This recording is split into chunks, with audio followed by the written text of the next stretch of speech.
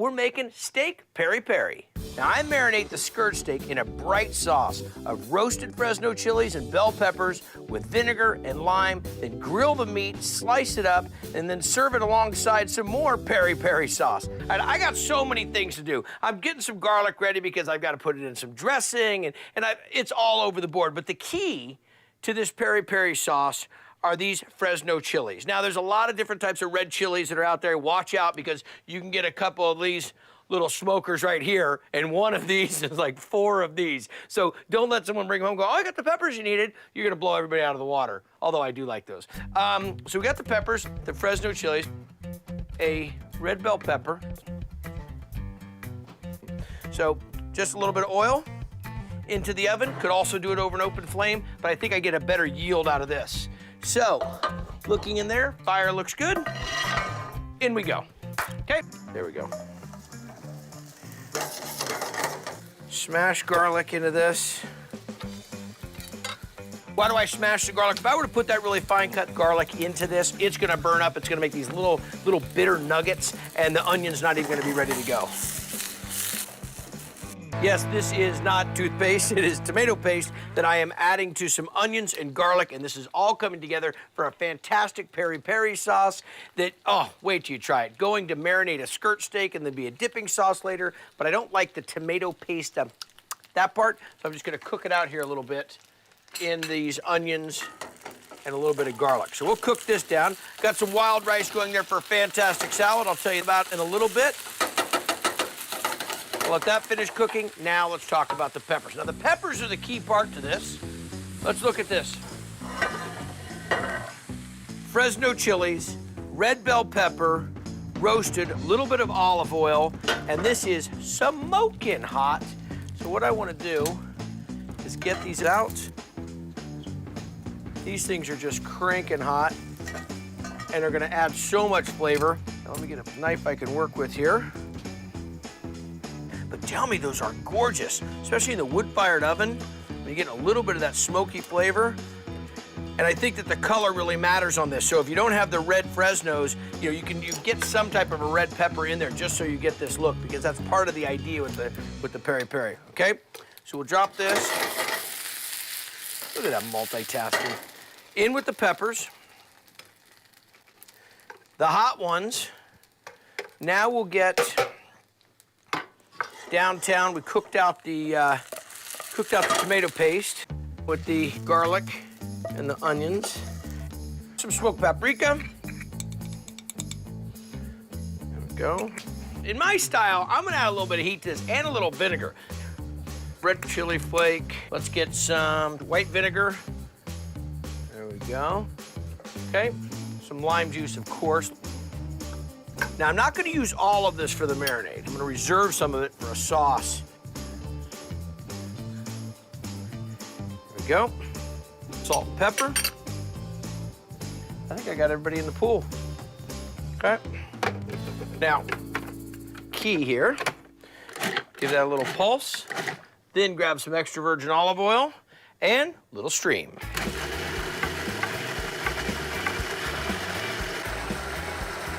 That really work it. You have a blender also, it's a great place to do this. See it starting to tighten up a little bit. A quick taste, I think it's gonna be spicy. Look at that, Ooh. Wow, that's hot. It's really hot. Oh, but so good, especially when you get the vinegar coming in there. It's not like Mexican food hot. It's kind of like Venezuela. It's got this round, oh, it's good. The roasted hot, that's the key. All right, that's ready to go. Actually, let me just get this going right now. I got my steak sitting here. We trade this out. Go over here, grab a bowl, grab 2 of them actually. 1 for dipping sauce. Here we go with that. Okay, we'll hold some of this for dipping sauce for later. The other part of this, resealable bag, okay? Beautiful piece of skirt steak here. I talked about how much I love it. Look at that, awesome. Okay, we'll throw that in there. But I'm telling you, you cut it the right way, you treat it with respect, you grill it hot and fast, serve it medium rare, it's gonna be your friend. Throw that on top. That and that. Okay, I'm gonna be able to let this marinate just sitting on the counter because it's gonna go fast. You gotta think about that vinegar and those chilies and everything working in there. Gonna work that together. It is a little bit hot, but not to worry about that. This was super cold, and we're gonna be throwing this on the grill shortly. Okay, so now the star of this has been this skirt steak. This is what we've been talking about the whole time with all the fantastic flavor. So we made the peri sauce with the roasted peppers, the Fresno and the red bell, little vinegar, chili flake. Let me make sure I got some high heat over here. There we go. Shake off a little bit of the marinade. I reserved some of the marinade to be a dipping sauce, and this is spicy. A little lime juice in there, white vinegar, down on the grill. Look at that. Now the key to cooking the skirt steak, hot and fast, put a nice crust on it. Let's see this right here. See that nice little mark? Now I'm gonna take it to a different side of the grill so I get a new hot spot for the grill. Pull that over there. Because if you turn it over in the same spot, it's reduced the temperature there just a little bit. Okay, that's that. Now, let this rest for a second. Now I'll bring it over and slice it. Talk about an awesome sandwich this would be. There we go, I'll grab this one. Now, the grain of this is running like this, so I'm gonna cut it on the bias against the grain. You can see that beautiful red color coming out of that from the smoked paprika that was in there. Nice and thin when I slice it. Pick it up onto the plate. Get a little bit of the sauce right on top. And look at this. Look at this tender, juicy, medium rare, tons of flavor. Yeah. Grilled duck breast, covered in a smoky spice rub, then cooked until the meat is tender and the skin is golden and crispy. Oh yeah, it's a showstopper. Okay, first I hit with some smoked paprika, a little chili powder, granulated garlic, little cumin,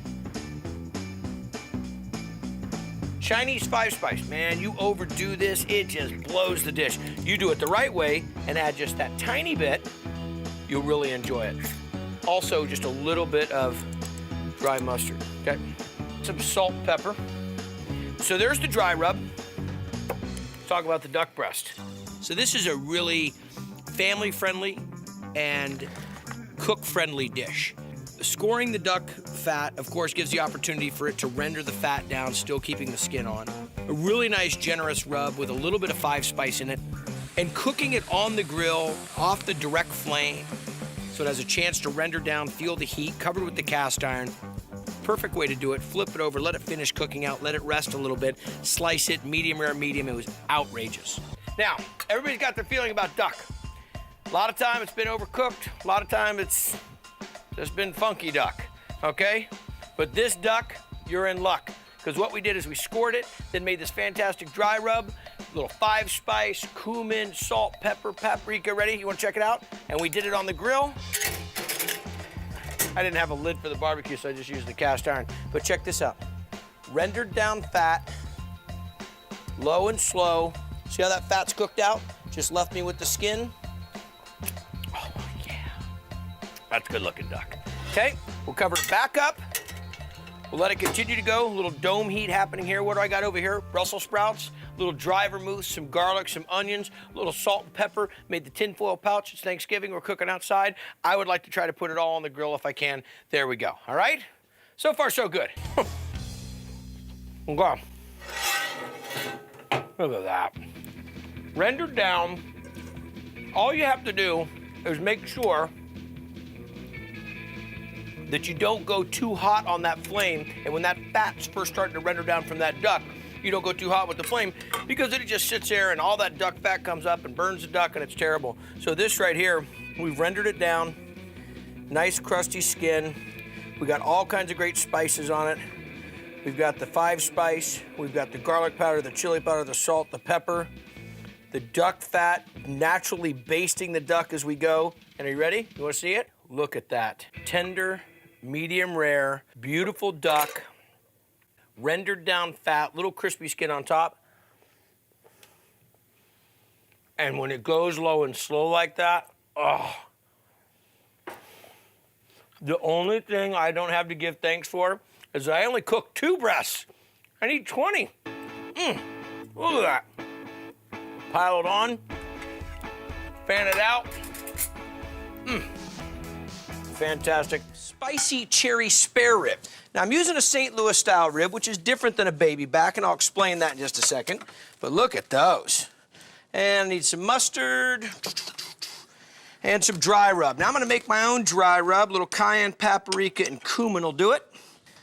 Add it with a little salt and pepper. So put these down. Okay, so a little bit of kosher salt, a little bit of cracked black. There we go. Just a touch of cumin. And you can kind of make a dry rub. You know, professional barbecue teams that are out there competing have kind of like their specialty dry rub that they do for their brisket, for their pork butts. And this is one that I like to use. A little paprika going down. And a little bit of cayenne, just depends on, now I don't want this super hot just on the rub, I want some spice coming out of this cherry glaze, but we'll get into that in a second. Okay, so we get a little bit of the cayenne. I'm gonna wrap these ribs in some foil in a little bit, but just get the foil out now so I can set the ribs down on it. So some foil there, and I'm gonna wrap them individually. Now cooking them in the foil for that first hour that they're gonna cook is really gonna get a chance to almost kind of steam them a little bit on themselves, and that'll even make them a little bit more tender, but I'm gonna pull them out of the foil in a bit and let them finish off before I put the glaze on them, okay? Look at these ribs, beautiful, nice and pink, white fat. Actually, I got a deep bling. There we go. And this is what you want to look for when you go to your butchers. Ask them if they've been denuded, if this silver skin on the back has been taken off. And you'll see it. It's really slick and it's real shiny on the back. If it isn't taken off, when you cook it, the ribs have a tendency to kind of curl up a little bit because it kind of tightens up. But these have already been done. This is great. Okay. There we go.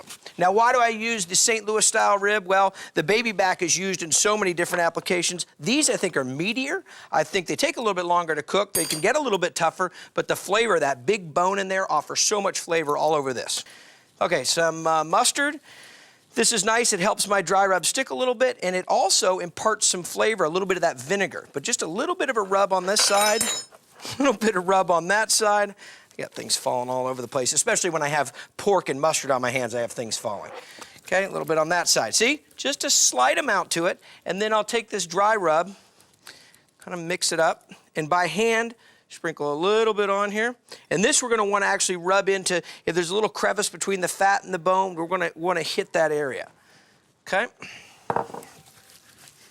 There we go. Rub that in, get it on the sides, and then flip it. Rub that around, all right. Okay, now those are all dry rub. Now what I'm gonna do is let them come up to temperature. And what I mean by that is I'll let them come to kind of room temperature before I pop them in the oven. It's gonna help in the cooking process. So that one's down, that one's down. For the cherry glaze, I need an onion, I need a little bit of ginger, and I need some garlic. And a little canola oil. Onions down. There we go, get some garlic down. And a little ginger, and you know my little trick of doing that, just take the back of the knife, scrape it down. Only need about an inch or two of the ginger. All right, and that's ready to go. And that goes downtown. Little toss. All right, now gotta grab the cherries. Now, make the dish with fresh cherries if you have them, cherry pie filling if you have them, maraschino cherries. These right here are some nice cherries in a light syrup, and this is exactly what I want to have, a lot of cherries and a lot of syrup because it's going to reduce down. So I'm going to hit in a little bit of that and then pour those cherries right in. And I'm almost deglazing with cherry syrup. Now what I'm going to do is wrap them up, and I've got a preheated oven up to 325. Okay, so wrap these up tight. Now what I'm gonna do is I'm gonna cook them at 325 for just about 10 minutes. After they do that 10 minutes, I'm gonna lower it down to about 225. And the reason is I wanna give them a nice shock of heat, get them started right off the bat, and then lower that heat and go low and slow for about an hour and a half, okay? After that passes up, we'll take them out of the foil, and let them cook for another hour. Now, after they've done that hour, okay, at 225, I'm gonna take them out and slather them in that spicy cherry glaze. So these go down right like that, pronto. 325, and I'll lower them about 10 minutes. Now, on this cherry glaze, wow, look at that. You should smell it. It smells like a pie filling, but it's got a lot of ginger coming through. Well, we're gonna make a lot more flavor come standing out. Let's hit it with a little tequila. I know that sounds odd. We deglaze with a little bit of tequila. Now I can start cranking the heat because I was starting to lose all my moisture, but now when I get the tequila in there, I can bring the heat up. A little hot sauce, and this is some of my favorite right here. And we'll put in about a little bit more than a tablespoon, depending on how hot you want it to be. If you want this to be super spicy, you can hit some more in it. Matter of fact, you could even have chopped some jalapeno and put it in there, but the little hot sauce, okay? How about a little soy sauce? I like it for the flavor, a little bit of the saltiness.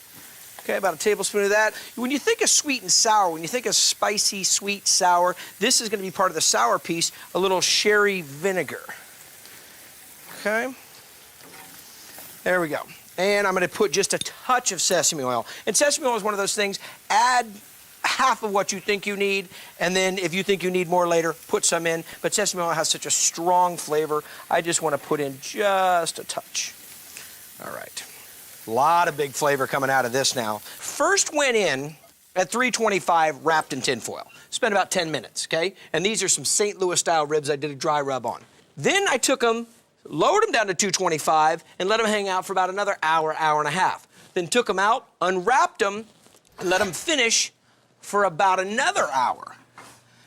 And these are still at 225, and take a look at those. Those are beautiful. Take them off of here. Nice and hot. I'm gonna cut them into some sections, and I'm gonna put them in this dish right here with this, oh, look at that steam coming off. I'm gonna put them in this dish right here with some of this spicy cherry glaze, okay? So these will go down, and then they're gonna go back in the oven at 225 with the glaze on them, finish cooking, finish becoming a little bit more tender, but these are already on their way. They've been dry rubbed, they've been down in the oven for about 4 hours, and they are looking just outstanding.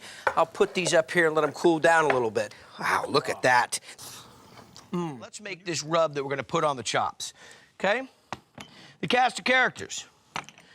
Little ground cumin, okay? That's gonna take kind of the lead in this.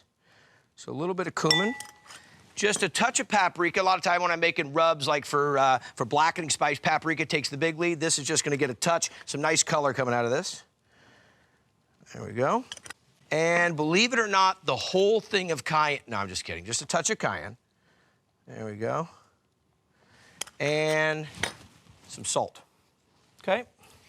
So we kind of mix that together. Now what I'm gonna do is reserve this. Take about half of this mixture and hold on to it, because that's gonna be actually going into our Charmoula sauce, which is gonna have some fresh herbs in it and some lemon juice. You're gonna love this, okay? Get about half of that here. There we go. So I gotta cut all these, hit them with a little bit of olive oil, sprinkle them with some of that seasoning I just made, let them hang out for about 30 minutes before I put them on the hot grill.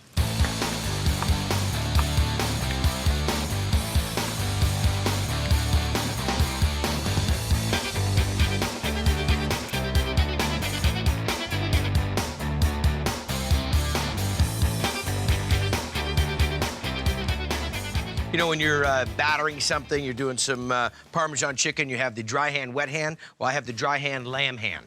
One to rub it all in, but I want you to take a look at that. Look at that beautiful chop right there. All rubbed in with that spices. It is gonna be dynamite. Okay, throwing these onto a really hot grill. Now, we've got some cumin in there, a little cayenne, a little bit of paprika. Cut these myself. These are Frenched, meaning cleaning the bone off. And I'm gonna make a Charmoula sauce for this that you are gonna dig. Okay, gotta keep an eye on those chops. There's a tendency, you know, that people think with lamb and with pork that you really gotta overcook it. And my thing is boy, I wanna have a little pink in the middle. Okay, so in go the onions. Okay, so what I gotta do, I gotta chop up the onions, get some garlic in, the parsley, the cilantro, zest some lemon juice in there. Remember some of that seasoning that I put on the lamb? That goes in. That will be my Charmoula. Watch this happen.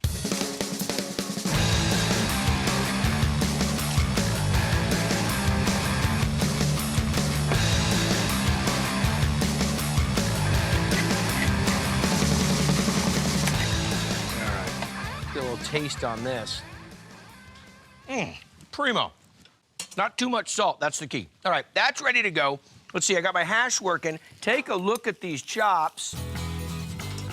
My grilled lamb chops with Charmoula are smoky grilled, tender lamb chops that are simply seasoned and served with a fragrant, spicy Moroccan Charmoula sauce. It's an outrageously good herb and onion mixture that takes grilled meat to the next level. 3 citrus chicken with compound butter. I gotta go big with this. I gotta do 3 citrus. Pink grapefruit, orange, lemon. So I zest them all, okay? Hold that zest off for this great compound butter. But then I take all the citrus, cut it into rounds, drop it into 2 resealable bags because I got bone-in chicken and I don't want to poke through the side. So we got the citrus in there, 2 cups of fresh squeezed OJ, and you know the difference. You know how it looks and smells, the great flavor it has. A little bit of salt and pepper, fresh cracked black pepper. And then here's a real kiss, is some Dijon mustard. Here we go. And need some olive oil. Get some olive oil into that. That'll help coat that. Bring all these flavors and really wrap it around. And then a little bit of garlic.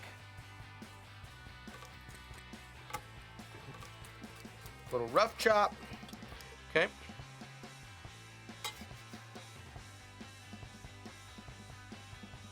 Now, before I put the chicken in, I want to get there and kind of work this together, because with that bone in the chicken, you know, kind of the ribs sticking out sometimes, that will get a little, that'll puncture, and I don't want to lose all this marinade. So I'm kind of squeezing it a bit, kind of working out some of the citrus. Look at these nice, big, full breasts, bone in, okay? Looking for all that, because all that bone, all that is flavor. So we'll drop those in. You know, just go right ahead and make triple the batch. It's gonna be so worth it because you'll love this. And you wanna talk about a great chicken to put on a salad, you know, because it's got all of its own flavor. And when that chicken's got the flavor, you don't need all that extra dressing. Okay, so now we work that in there. So look at that marinated. The garlic, the salt, the pepper, a little bit of that Dijon working around in there, like a little bit of tang from that. Now, I only need to let this marinate for about 45 minutes. I'm gonna set it upside down, kind of move it a few times, going back and forth. But all that citrus, all that marinade, everything's gonna happen in there. A drying rack for this. Remember, this chicken over here has a little Dijon, a little garlic, salt and pepper, a little olive oil, and then a ton of citrus. So we've got the pink grapefruit, which you gotta love that. You don't see enough recipes with pink grapefruit in it. We'll pull these. Bone in, skin on. So we'll pull these out.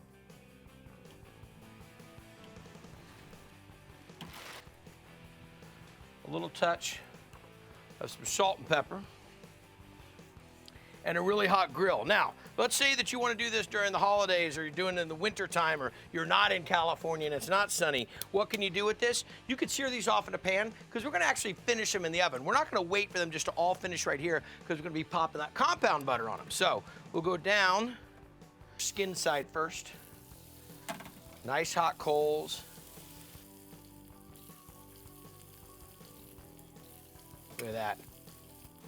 Let's get into compound butter. I've got the zest of the orange, the pink grapefruit, and 2 lemons. Mix it with a little bit of butter, a shallot, a little bit of Fresno chili, some chives, some salt and pepper. Mix this together. Perfect, huh? Good looking. Chicken's working right now. Just got to keep an eye on it. And I've got this compound butter I'm going to put on it here in a second. But look at that. Let me get this chicken off of here. So bone in, skin on, marinated in the pink grapefruit, the orange, and the lemon. Really nice mark there that I did from the grill. Now here's the cool thing. You could have done this in a pan if you were indoors and it's wintertime, but this right here on the grill is nice. I'm gonna just lay some butter right up on top. So as it cooks, it bastes in the butter. That just kind of smear on there. Oh, you talk about awesome. All that citrus just melting right on the top of it. And then I'll go into the oven, which is rolling right now, about 300 degrees, depending on where you put it, by the way. So drop this in.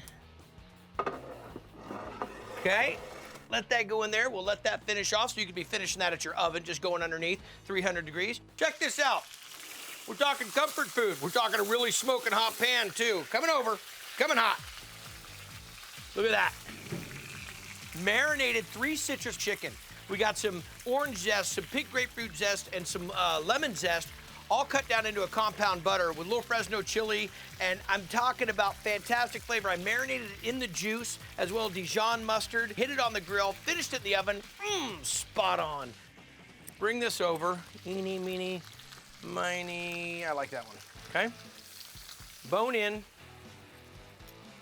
skin on, awesome flavor. Look at this.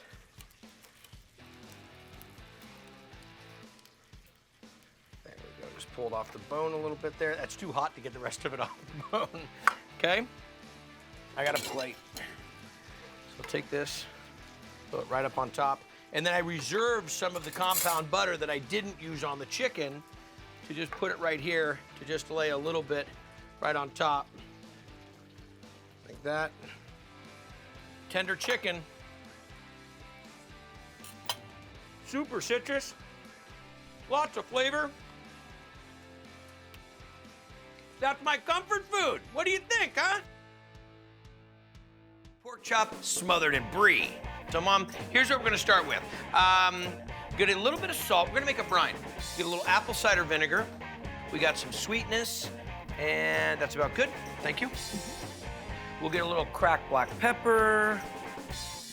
We'll do some mustard powder, a little touch of that. We'll put a little bit of heat, chili flake, little granulated garlic, a lot of granulated garlic, thyme, pork loves thyme, get a little touch of that, dried thyme. If you have fresh thyme, use it. Okay, so let's see, all of that in. We'll give this a little stir. I'd like to let this brine go for 30 minutes if I can, but the key here is not adding too much liquid because I need to cool it down before I put the chop in, because if I put the chop in now, it's gonna poach. No poached chop. So yeah, look at these beautiful chops, and you'll look at it. So you've got the bone here, but you got extra meat on this side and extra meat on that side. It's called a double cut chop. Okay. This chop weighs probably 12, 13 ounces. I mean, this is a big chop. Now what we're going to do is grab a piece of butcher twine. That's yours. And that's mine. Well, what we're gonna do is we're gonna tie this chop up. We wanna make it so we can kind of hold it together, firm it up. See how I wrap this around? Uh-huh. Then I'm gonna grab the string through here. And what this is going to do is it's just gonna tighten the eye of the chop to the bone. You good with it? I'm working on it. Okay, as such. Uh-huh. Dig that? Okay. I'm gonna leave you with that. Now, Mom, the idea is to pull them out, let them set on this tray. We're gonna pat them dry. We wanna grab some paper towel right there, and we're gonna pat these dry. Pat them dry so when they go into the pan, when they go into this cast iron skillet, they go in there and they don't sit there and kind of boil or steam in their own juices. All right, we're gonna hit a little bit of oil to this pan. Get some of this mess out of the way. Get some salt and pepper. There we go. And you can see that pan starting to smoke up a little bit there, Mom. Means we're hot. You want to flip those for me? Since you have the hands that are all porked up now. There we go. Pepper, a little salt. Okay, you want to rub that in, Mom? Yeah. All right. So you got that? You see the pan's nice and hot? Yeah. We're going to go in with the chop. We're going to sear it. And because we don't have a bunch of that moisture from when it was in its brine, it's not boiling. We're just gonna put a really nice crust on it. So what's gonna happen is we're gonna put a crust on both sides. We'll do a little sear here, and we'll do a little sear, we'll flip it, get it to the other side, and then we can finish it off in the oven. Okay. So Mom, look at the chops here. First we tied them off, then we brined them. So now what we're gonna do is we're gonna finish them. You can grab me, let me get in here, Mom. We're gonna grab them, throw them on this pan. You see the brie right there? Yep. You wanna give me some slices of that brie? Oh, we are going to go French with it. So give me some, not the crackers and brie. Like this? Yep, just keep slicing them off. We're gonna lay the brie in here on top of this. If you're gonna treat your mom to some pork chop dinner, you gotta, take it French. Throw some brie on it. The brie's gonna melt over the top. So give me about 4 more of those slices. We look like Lucille and Ethel right now. Did someone bite into this? Oh no, you didn't cut that, okay. All right, and 1 more piece, Mom. I've got the oven preheated right around 350 degrees. You could go into the broiler if you want, but I want to finish cooking the chops as well. So I'll take that. You want to throw them right into the oven? Okay. Give me the blade, lady. Step away from the knife. Okay, so we've got that done. Now look at this, all this heat that's going on. I'm gonna hit a little bit of olive oil into this, and we are gonna take the pan drippings inside of this with some apple and... Mom, you would hand me an onion as well, please? Make a nice little sauce. Yellow or red? The yellow. Oh, it's gonna make a great sauce. Yeah, I like all the flavor that's coming from the pan. Yeah. Those pork chops have been cooking in there, so to not lose that beautiful flavor, we're gonna go ahead and cook these apples and this onion up, and then this will make a nice little topping on top of the melted brie that's on top of the pork chop. How's your cocktail? Could be refreshed. Now the onions will go down, and look at these prime time chops. Pork chops that we brined. Then we tied them up to make them nice and tight so we keep the chop together. Hit a little bit of brie cheese on top, cooked them off. They're done, we'll let them rest. We're gonna build a little pan sauce with some Calvados brandy. Nice apple flavor to that. Let's see if we can get a little flambe. Woo, that's a far. Wow. Lucky I was down on the hair care products today. I might have been wearing a ball cap for the next show. All right, well, that's good. Pay attention at home, folks. It may flame up on you. Okay, but what's happening there's not a lot of liquid in there, so the alcohol has a chance to evaporate quicker, and that will cook off the alcohol but leave the great flavor. Now a little chicken stock.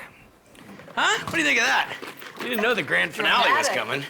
Little chicken stock into this pan sauce. Apples and onions already in there.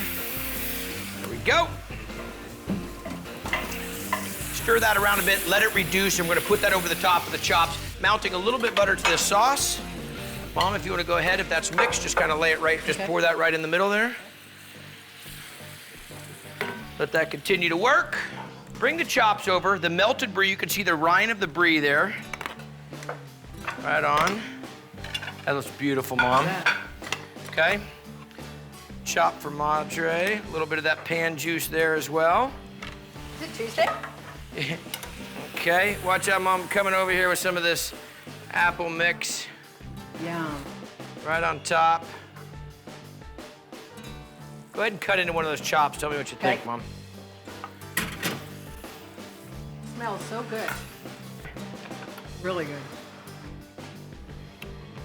Brining of the chop. Huh? Balsamic-Braised Leg of Lamb.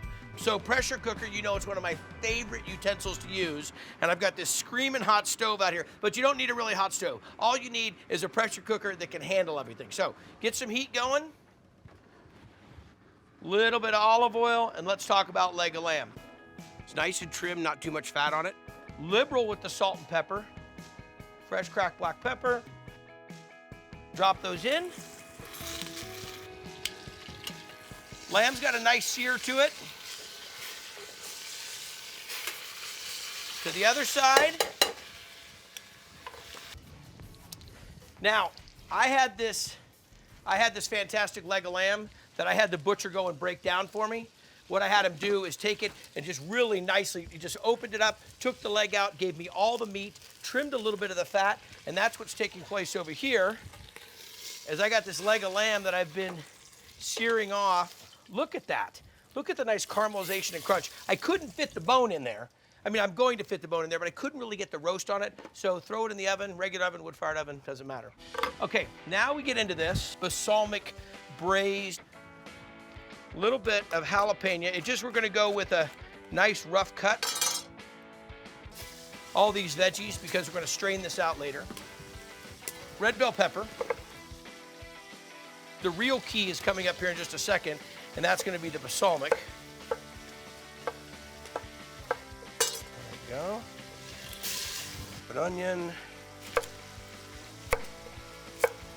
This could all be done ahead of time also. Little fennel. Fennel goes in this really great. Think about mixing that balsamic. Okay. Little chopped garlic. Don't want to chop them down too much because they've got to survive in this pot and not burn. So we're gonna let this all sweat right now. I'm gonna bring the heat up just a touch. We start with some tomato paste, half a cup, a little molasses, that's the real kicker. Maybe 2 tablespoons, 1, 2, some beef stock, low sodium. Remember we seasoned, liberally we seasoned that lamb. and of course some balsamic vinegar. This is Flavor City right here, folks. Okay, about 2 cups of that. So now back in, nestle all of these inside. You got to be conscious of this. If you're going to go to the top, you only can go about 3/4 of the way. And then I'm going to throw the bones right in there for good flavor on top of it. We will lock the pressure cooker down. Okay, now here's the key to this. Every pressure cooker is different. Get to know your pressure cooker. Become friends with your pressure cooker, because here's what happens. We're going to get this up to about 15 PSI, and that's the perfect pressure to cook it with. And about medium heat, about 45 minutes, going to be super shredded apart tender. Now I've got it in the pressure cooker with a little molasses, some beef broth. We've got a little balsamic, actually a lot of balsamic. Now you see what I just did right there? I've been braising that. First I seared it off, a little salt and pepper, seared it off, a little olive oil. I've got jalapenos and some onions and some bell pepper, some fennel. Oh, the fennel and the balsamic go together great. But what I did is I just dropped it in here, and cooling down the temperature and releasing the steam, I'm going to be able to open this up a lot quicker than I would normally be able to if I just released the steam on the stove. You hear that? Oh, it's fantastic. Best trick in the world. Because a lot of times you're sitting there waiting for it to just kind of decompress before you can get it to open. So let's see if we're successful with it. Voila. So you took it from super screaming hot at 15 pounds per square inch, the normal pressure that you'd be cooking a pressure cooker with, and brought it down that quick by the ice bath. Okay. So here's that leg of lamb. And when I say fall apart tender, I can barely get it out. I'll have to bring this over here. Oh, just gorgeous. Now I even took the bones, the leg bone, and roasted it off. Oh, this is exactly what we're talking about. All kinds of flavor built into the bottom of this. Get the last little bits here. And all that marrow inside the legs, you know that's where the flavor's coming from, okay? Let me hold this off to the side. There. Another pan. Gonna strain the liquid now. You really got to remember that little technique that I was just showing you about throwing the ice bath. I tell you, I've watched so many people sit there and it's like, is the pressure cooker done? Is it done? Is it done? That way right there, we did it in literally seconds. Okay. The last little bit of the braising liquid. Perfect.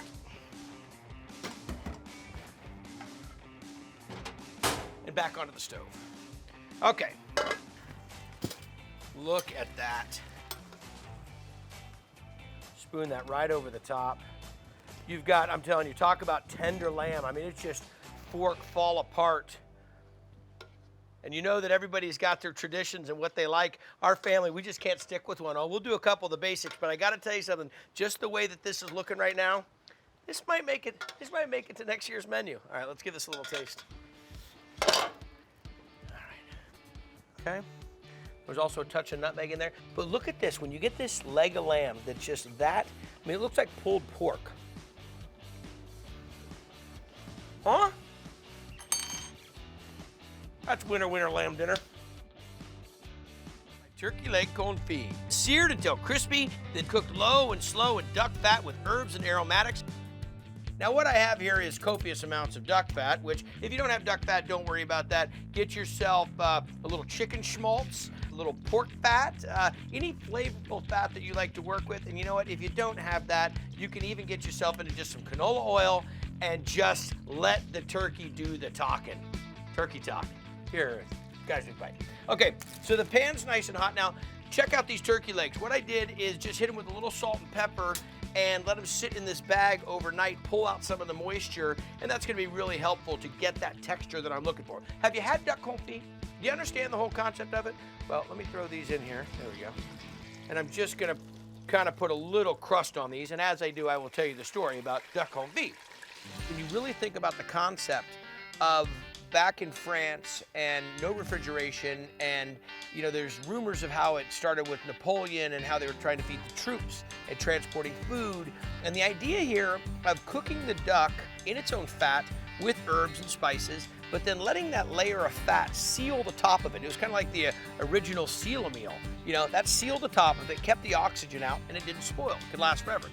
Speaking of which, you can definitely use the fat on this over again. So just make sure that you take it, Let it cool down just to where it's, you can kind of strain it a little bit. Throw it in a container. It'll work. Keep it refrigerated, of course. Okay, I'm gonna let those sear like that for a couple minutes.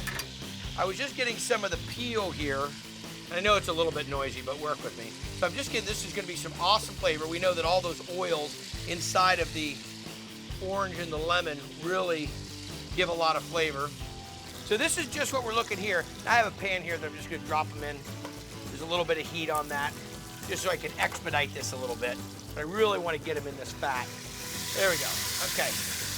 One more and down. So some shallots. Let me just flip this over real quick. There we go.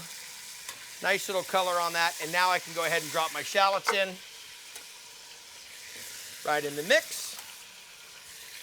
Palm smash a little bit of garlic.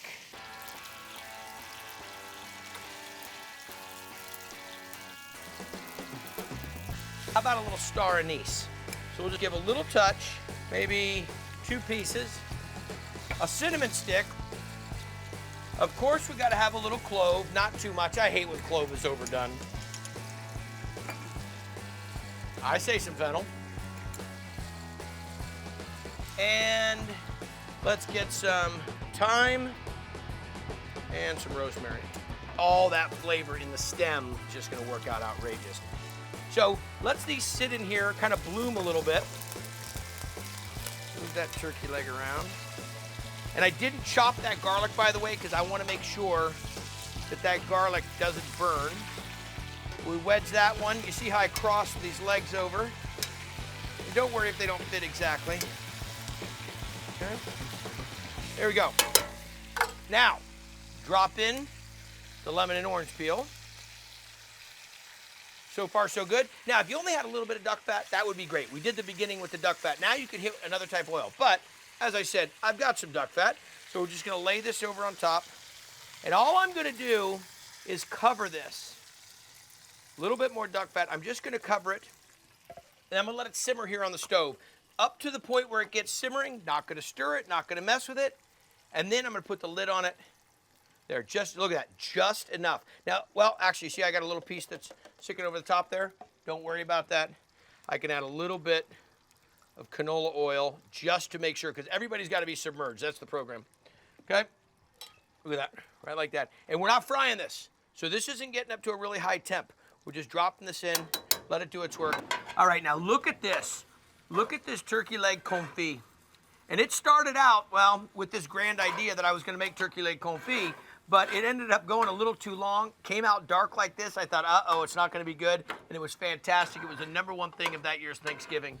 The star of the show was this right here, the turkey leg confit. So what we did is took duck fat, turkey leg, star anise, cinnamon, thyme, citrus slices. I mean, you name it. Almost the kitchen sink went in here.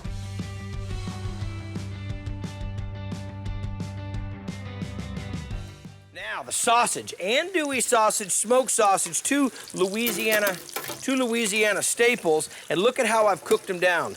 Rendered them down great. This is the way we treat the hot links at Johnny Garlic's when we make the chipotle penne sausage dish. But you cook that down, and they kind of got a nice little crust to them. You're leaving that residual fat in there. Oh, that is exactly what I'm talking about. You're gonna use some fat to cook with anyways. You see me do it with jambalaya. You're gonna use that fat anyways. Why not render it out of the sausage? All that big flavor. Okay, so we'll let those sit there and cool down for a second. I'm gonna grab a little bit of bacon fat. We'll get a little bit of bacon fat into this and start working some of these veggies. I don't need much. It's kind of like how much fat did you get out of your sausage? If you need more, hit it with some bacon fat. Don't want to go overboard with it, so if you need to fortify it from there, a little peanut oil or a little canola oil, but that should work. And there's my bench knife. Okay, let me grab these Anaheims in first. That's the sound I want. We get the celery, some peppers, red bell peppers, some green, some onions.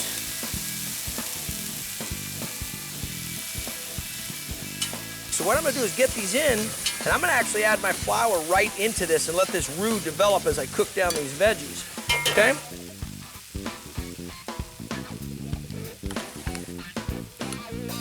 Get a little AP in here. That's about a 1/4 cup. Stir stir it in. Let it start to adhere to the veggies. Let it soak up some of that fat. Now down with a little bit of garlic. Didn't want to put that garlic in too soon. It takes some while for that roux to kind of get peanut butter color. That's what we call it, just darkening up a little bit. We'll let that garlic start to cook in, and I got to grab a couple spices for this. What do you think I'm going to grab? Exactly, cayenne. A little cayenne pepper, a little white pepper. Not going to go too overboard with this. About 2 teaspoons. Got to follow my own rule. Put it in my hand first. Comes just out in a big glob, and then the kids won't be able to eat it. I'm not going to overspice it. They can add a little hot sauce if they want to it. A little white pepper. Garlic's starting to open up right now. There we go. And, all right. So that gets served. Tell you what, now what I got going right here, a little smoked chicken stock. So I got this chicken that I brined, and then I dropped it in there with some, about 16 cups of water and some mirepoix, some veggies. And this is really coming together nice. Carrots and celery and onions. And look at that chicken. I'll let that cook a little bit longer, and then I'll take it out, let it cool down, shred it, and pop it back in here. Talk about popping it back in here. Let me get in the andouille and the smoked sausage. Chop those so they're a little more bite-sized. Okay? I always talk about my buddy Santos. This is one of his methods. How about if I just dunk it down in there and just grab that stock right there, and this can continue to cook that chicken. So I'll get in about 1 cup, 3/4 of a cup. Stir it around. So I want to make sure that that roux grabs that chicken stock nicely. You can smell that liquid smoke right off the bat. See that beautiful color that's going on with that? Look at that right there. We dropped some chicken right in there. Let those flavors come together. Oh, this is awesome. I've got mine not super, super thick, but this chicken's actually going to thicken up a little bit. Now we get into some of this beautiful gumbo.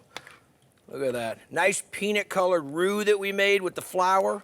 Cooking it down. Didn't go too fast. Didn't make any dumplings. Look at that. Andouille smoked sausage. The peppers, the garlic. The garlic went in right at the end. Little cayenne. Nice consistency, not too thick. I don't want it to stand the spoon up in it. Parsley. Me. Ready? Skirt steak hash. I coat skirt steak in a bold chili espresso rub. Grill until it's perfectly tender, then slice it up on a bias and serve over a hash of potatoes, sweet peppers, onions, and asparagus. Now to serve with that, I'll make a roasted red bell pepper hollandaise. It's creamy and slightly smoky, and hollandaise has never been so foolproof. You had to get the fire ready, and this is a key thing to me, is roasting red bell peppers to make this hollandaise. Now, a lot of people, you see them take the bell pepper, hit some oil on it, throw it on the burner, and that'll work on a nice little char. But 2 things I find. One, I find that it sometimes burns through, and then you eat up a bunch of the flesh of the pepper, which then you don't get as much. And the other thing, it's inconsistent. So you'll find like these parts of the pepper that didn't get the direct flame, they don't peel as easy. And then sometimes you find the peel being incorporated into the sauce. I'll show you the way that I like to do it. It takes a little bit longer. Get yourself some cast iron, take your peppers, go into a pretty hot oven. Don't have a wood-fired oven, doesn't matter. Go around 350, 400 degrees. Slide it right in. These are gonna brown up. Then we're going to wrap them, let them steam themselves, and take off the skins, okay? So letting this set out for a little room temperature setup, and let's get some dry rub going. Let's talk about the dry rub. What is it like? Of course, fresh cracked black pepper. We'll get a little bit of onion powder. You can make your own dry rub that you like. Mustard powder, like a little bit of that tang there. Some chili powder. Now this you could go real far with, but I don't want it to take the lead role. I just want it to play along nice with others. And a little granulated garlic. A little dried oregano. Brown sugar. Of course that's nice on it. And a little instant espresso. Now this is the real key. You think coffee and beef? Absolutely. And last thing is some salt. Pinch more, give it a little stir. Liberally sprinkle this across, give it a flip. There we go. Okay, so there we go. Well, that's it. wash up real quick. Get that grill as hot as you can. Sear it off. When I flip them, when I go to move them, I'm gonna move them to the other side of the grill. And the reason that I wanna move them to the other side of the grill is because it's gonna cool down a little bit. So don't, when you're flipping the steak, don't put it in the exact same spot it was. Skirt steak off. We'll just let this rest over here to the side. Okay? All right, bring this over. Cast iron skillet. If you want to talk about one pan that I own a bunch of, I own probably 15 cast iron skillets in every size, shape, and form.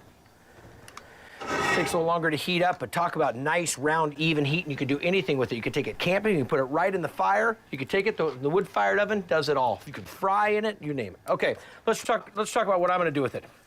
The hash.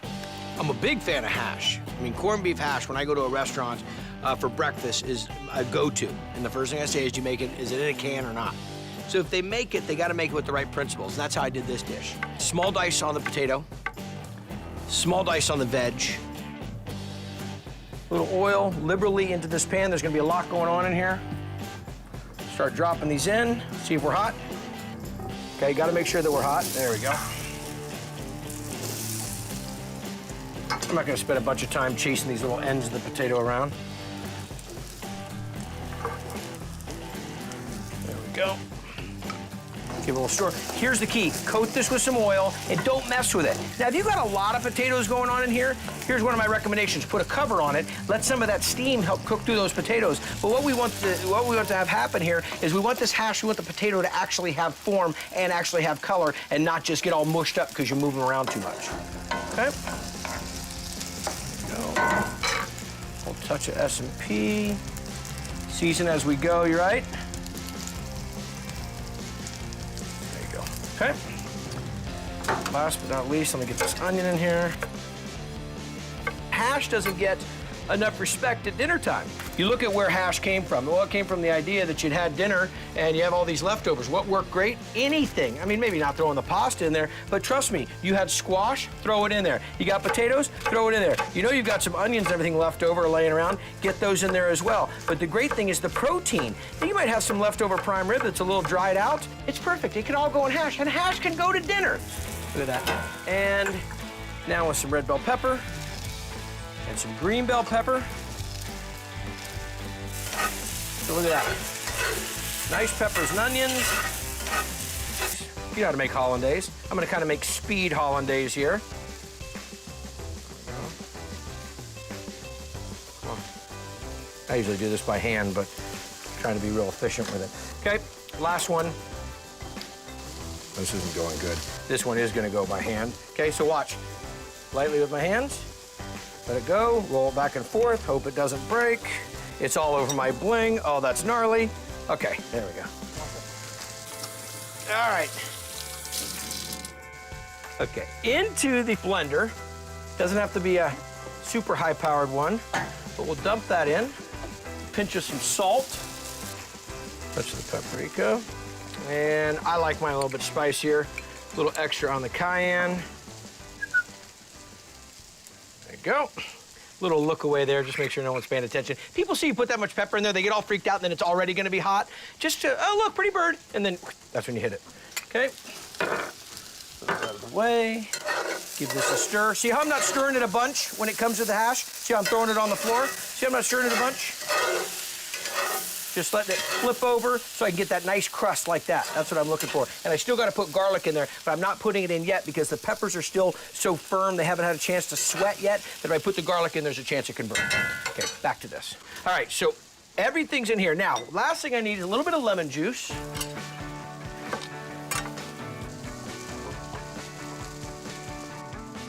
Really plump lemon, so I'm gonna get a bunch of juice out of that. Throw it off to the side. Now, a lot of times you see the double boiler. This is my quick and easy way to do it. So I've got the yolks in there. Come on, take this off. Got that melted butter, about a stick of it. So what I'm gonna do here, dial this down, get it on variable, let it start, okay? Let that start to go. Slowly, just like we're making mayo. There we go. Nice and easy so you can create that volume.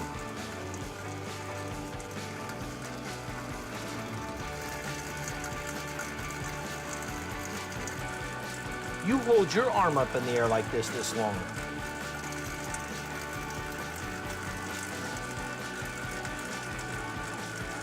I want to go double boiler method after this. All right. It's hot, and I'm making hollandaise. Okay. All right. You can see the consistency, kind of the way it's building up on the sides there. Okay. So we'll turn it down.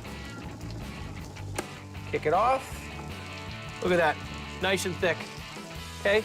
So you've basically made a fantastic mayonnaise with butter instead of oil, and now we're gonna kick it up a notch. Thank you, Emerald. Now we're gonna kick it up a notch because I got those roasted red bell peppers that I did in the oven. Look at that, beautiful. Took the majority of the char off of them, the seeds and the skins and the stems. So we give that a little tear. We'll drop this in, back on top. We will put a lid on this one. Get it on.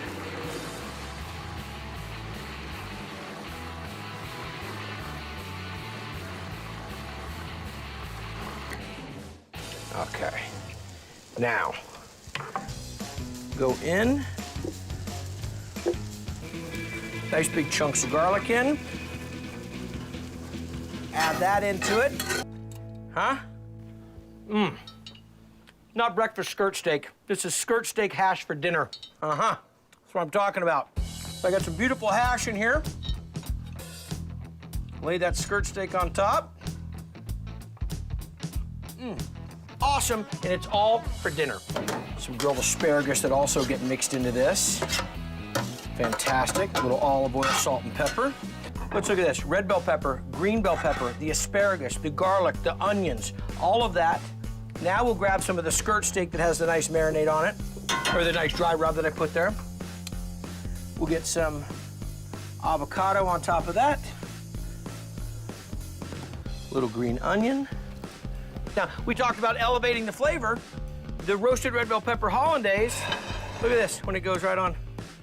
So, made a hollandaise with the butter, the egg yolks, a little touch of the cayenne, and then took the roasted red bell pepper that I did in the wood-fired oven, pureed that into it, so you have this beautiful hollandaise. So we're talking elevated hollandaise. You get this, you put it all together. So look at that. That is breakfast taken to the dinner table. I love the holidays. It's about bringing your friends and your family together. Now, for me personally, it's all about cooking. I cook for everybody. And I've had the kitchens here at Guy's Big Bite graced with some of the best. Great chefs, great friends, family members. But today, today I got one of the best. I've been a fan of this guy forever. And once you see his swagger and feel his energy, you'll understand why everybody loves this dude. Ladies and gentlemen, Rev Run. Beats to the rhyme. Yeah. We ready?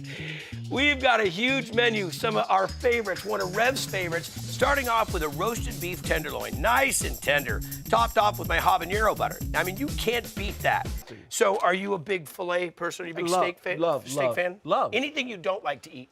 I don't eat, Bad food? right. I don't eat food that's not cooked right. Okay, I like that. The filet, in my opinion, everybody appreciates the filet. Unfortunately, I think a lot of times people don't do the filet correctly. So we're going to do a technique, and this is something you'll be able to take home, just like along with those singing lessons you promised me. Oh, yeah, I'll hook you up. That would just be a terrible thing. Beat. That would be a terrible thing. Come on, you could do it, man. I'll get you the hat and the chain. We do tricky together. That would be good. The hat and the chain only, but not the, I don't know about tricky. Man. The filet is this super tender piece of meat. And what happens with it is a lot of times people will try to grill it. And when you grill a filet, there's not enough fat in it to really bring any flavor to it. So what we're gonna do here is take this filet, we're gonna cut it in 4 equal portions. And then we're gonna take it and we're gonna start it in the oven. So a lot of times, this is the kind of meat, you see how there's not a lot of fat, but it's super, super tender. And the way that we wanna do this is cook it with a sauce or cook it, so we're gonna make this fantastic habanero butter. But the way we're gonna start it is we're gonna start by throwing it on this roasting rack. Okay. Okay, and we're gonna throw it in the oven. We're gonna throw it actually in a cold oven. All I'm doing is taking the steaks, starting them in a cold oven, and as the temperature of the oven comes up, the temperature of the steak comes up at the same time. And the idea is to be able to get the steak cooked evenly all the way through. We call it coast to coast, one end to the other. So throw that in the oven right there, boss, about 150. And we're done with that. So what we did is we took a filet, cut it down into equal pieces, put it into a cold oven, okay? A real deal cold oven. Then We get a little grapeseed oil down in here. Right. Then we put it into a cold oven and slowly brought the temperature of the oven up. And as we brought that oven temperature up, the steak temperature came up. So I pulled these right at 125 degrees. So now what we're gonna do is make sure that this pan is nice and screaming hot. Wow. There we go, okay? I like that sound. And then what we're gonna do, perfect, and that's the sound you should have. When you drop that into that oil, you should hear that sizzle, okay? We'll drop the steaks in here. Now we're gonna put a nice little crust on the outside. Season them simply, just with a little bit of sea salt. And then we're gonna add that habanero butter. We made this fantastic roasted garlic habanero butter that's just gonna rock the house. Okay, so I'm gonna finish these fillets. Give them one little flip there, Rev. You just flip them by hand. Okay. Just give them a little flip like that. Got you. Let me grab my platter here. Huh? You getting it going or what? Go ahead. All right, so what he's gonna throw that on top of here, I got some tongs for you, boss. Yeah. Thank you, sir. What he's got there is some cremini mushrooms that we roasted off with some thyme and some rosemary and some fingerling potatoes. Finishing it with just a little bit of that butter. Pour that, all that beautiful brown butter and all that flavor right over the top of that, huh? Oh, that's what I'm talking. I'm talking. Oh. I'm talking holidays right there. And then to top it off even a little bit further, how about a little dollop? Rev, just go ahead and throw a little bit of this. That's the habanero butter with the roasted garlic. Fantastic. Let me get this over here. Now this is a holiday feast if I ever saw one. One pan's gonna be working for the stuffing. The other pan's gonna be working for the meatloaf. On the bacon, center cut bacon, whatever you like. This is about a pound. I'm gonna take about half of it.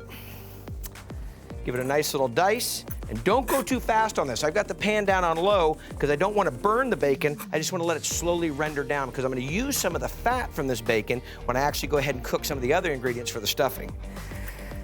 There we go. A little thicker bacon than I thought. Okay. Next piece. Corn muffins. Well, you know, you probably have a big thing of corn muffins that you've made. You got a couple that are sitting on the counter and haven't been used yet, or you find them sometimes when you go to the bakery that they have the day-old ones. That's the perfect muffin that you want for this. Why? Well, because these muffins are gonna be the basis of our stuffing. Kind of like the stuffing in a Thanksgiving turkey. It's gonna start to absorb those flavors, and that's gonna be really probably one of the fundamental pieces of this. So, the oven's been preheated to about 275, 250, and we'll let these dry out in here for a bit. After I pop this in the oven, we're gonna start on some of the key ingredients, and one of those is going to be this red onion and some of these jalapenos. So let me get these knocked out. All right, nice fine dice on that. Let's divide them up. Half into that onion mixture, and half over here for the cornbread. I need to fire this pan up, get that working, a little bit of extra virgin olive oil. And again, gonna take some time on this because I don't wanna see any of it brown. I wanna see it caramelize up real nice. So let me get these in. Now it's time for the garlic. And I always hunt after the big cloves, make the work a little less tedious. If I pop one of these, get the skin off of it, oh, that smells fantastic. What I'm gonna do is I'm gonna need about 6 or 7 tablespoons of this. So press one out. We'll have to do the big division here.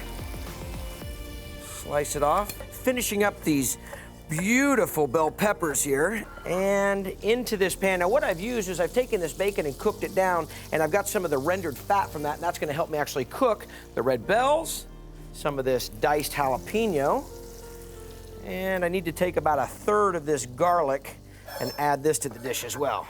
There we go. And we'll let that all work together. Now on this side here, I've got some onions and some jalapeno that I've already started, and that's gonna be going into my meatloaf. I'm gonna take about another 1/3 of this garlic that I worked, and we're gonna get that in there. Now let me grab some parsley and some thyme. Okay, beautiful. Just getting those off a little bit. Okay, next things that we need to get into is mincing this up so it sits into the meatloaf real nice. We don't want to have any one big piece of herb sticking out. Now, into this bowl. Here's what we're going to work with first. First, we get in the ground beef. This is an 80-20, meaning 20% fat. Get the pork. Got 2 pounds of the ground beef, 1 pound of the pork. Now, Now we'll go in with a little bit of dry mustard. Some ketchup. About a 1/4 cup of that. How about some Worcestershire sauce? Let me grab a little bit of kosher salt. A little fresh cracked black pepper. There we are. Those fresh herbs that I did. I'm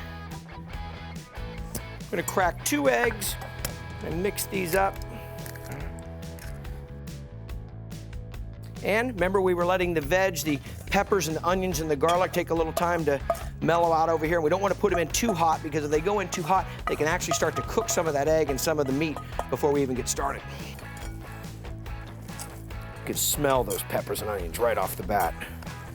There we go, nice and light. Just want to make sure that we incorporate all these ingredients together. Excellent. It's just how it should look. Okay, next, over to grabbing out this cornbread. Working to my side, I've got the bacon, I've got the peppers, the garlic. That's gonna all come together. A little bit of salt and pepper. Okay. I've got 1 more egg here that I'm gonna add into this mixture. Now, the same principle goes again with this one. We don't want this to be all packed down and all tight. This is nice and light and airy. So we're just gonna lightly mix this. Use that spoon. Oh. All right, and that's mixed nice. Look at that. Okay, now I put them all together. How do I put them together? Well, I've got a sheet tray here lined with a little parchment paper, because we're gonna have enough moisture this is not gonna stick, but we don't want it sticking to the pan. The parchment paper will be a nice barrier. About 2/3 of the meatloaf comes out, and this is where we're gonna make our foundation. Okay, so we run it long ways like that, and we're gonna make a little canoe here. Now, it's time to start adding the stuffing.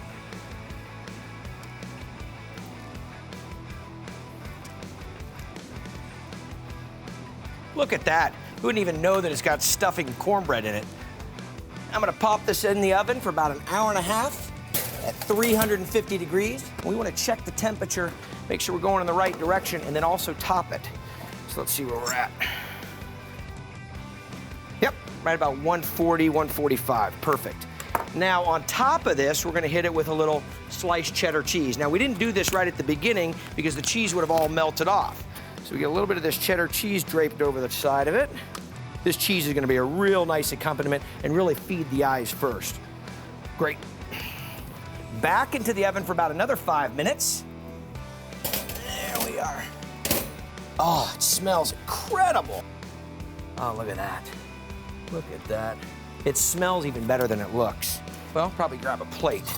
Now let me see here first. I think I'm gonna go right into the meatloaf, and let's see how this is gonna look. Separate, oh my gosh. There we go, nice little center cut, of course, because I'm the one that cooked it. And take a look at that, how beautiful. There we go.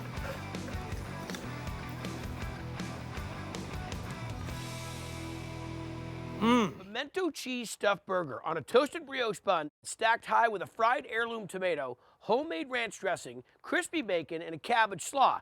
The key to great pimento cheese is starting off with great cheese. So I've got some cheddar here, about 1/2 and 1/2. The white and yellow cheddar, looks good. Now we'll get in with the pimentos. Now, you can make your own pimentos, you can buy your pimentos, you can add as many as you want. I'm gonna go with maybe 1/2 cup. Touch of some salt, pepper, a little bit of cayenne. Again, this is kind of where you wanna go with it.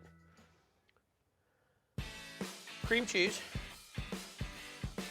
A little mayo, and a little Dijon. It's just gonna pulse it, bring it together, scooping this out, just getting a roll on it. Okay, about 2 inches in diameter is what we're looking for.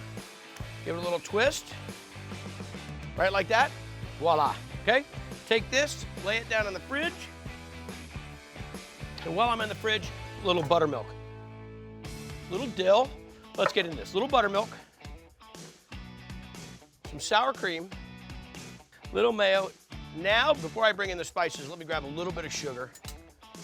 Kind of a little bit of that sweet, okay? Offsetting some of the big spices that are coming in right now, okay? Let's start off with a little garlic. little onion powder, and some smoked paprika. Let me get a touch of some salt and some black pepper. Now, a little cayenne, just a touch of heat. There we go. Okay, now this is the real kicker. This is what makes everything that you love about ranch dressing really comes from this, and that's the dill. About 3 tablespoons. There we go. Give it a little whisk. That's exactly what we're looking for. Seeing that nice, beautiful green just studded throughout that. All right, let me cover this up real quick.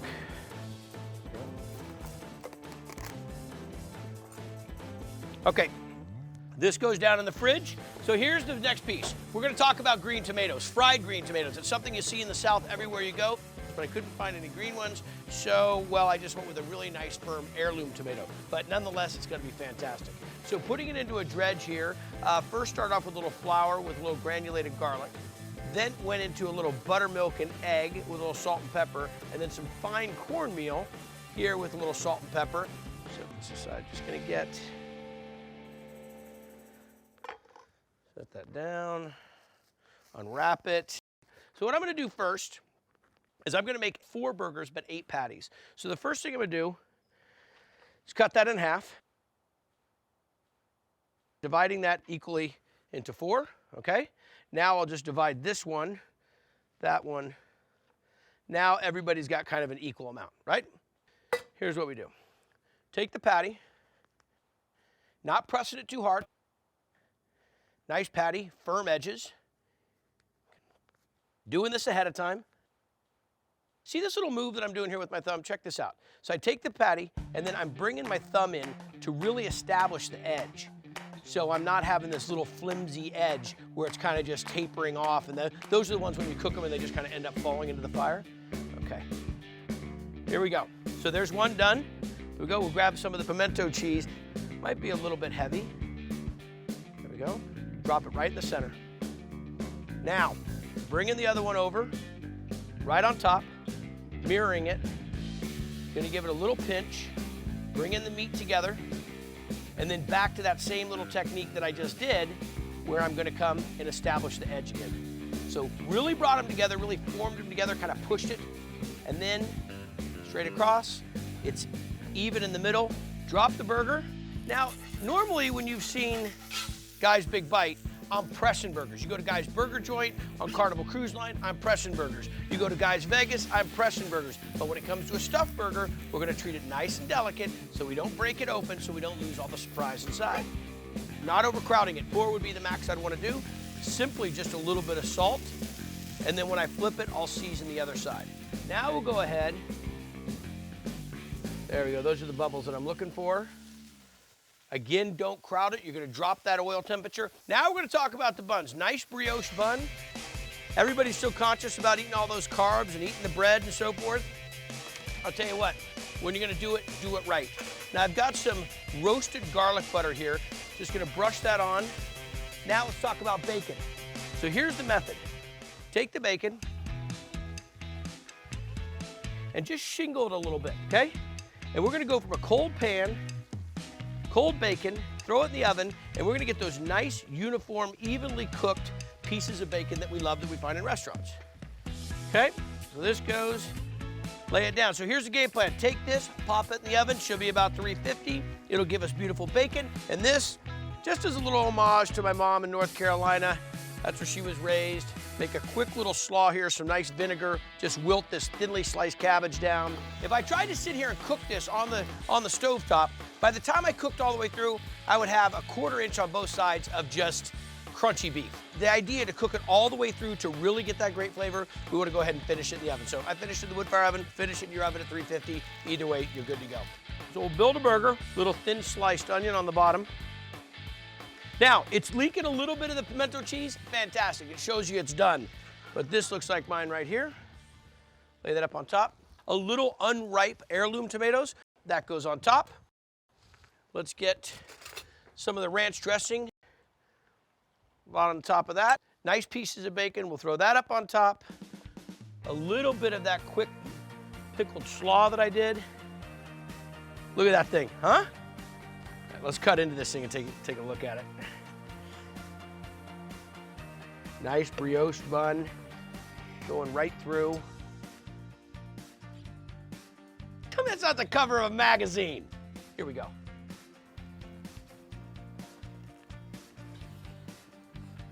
There's so many textures, so much flavor.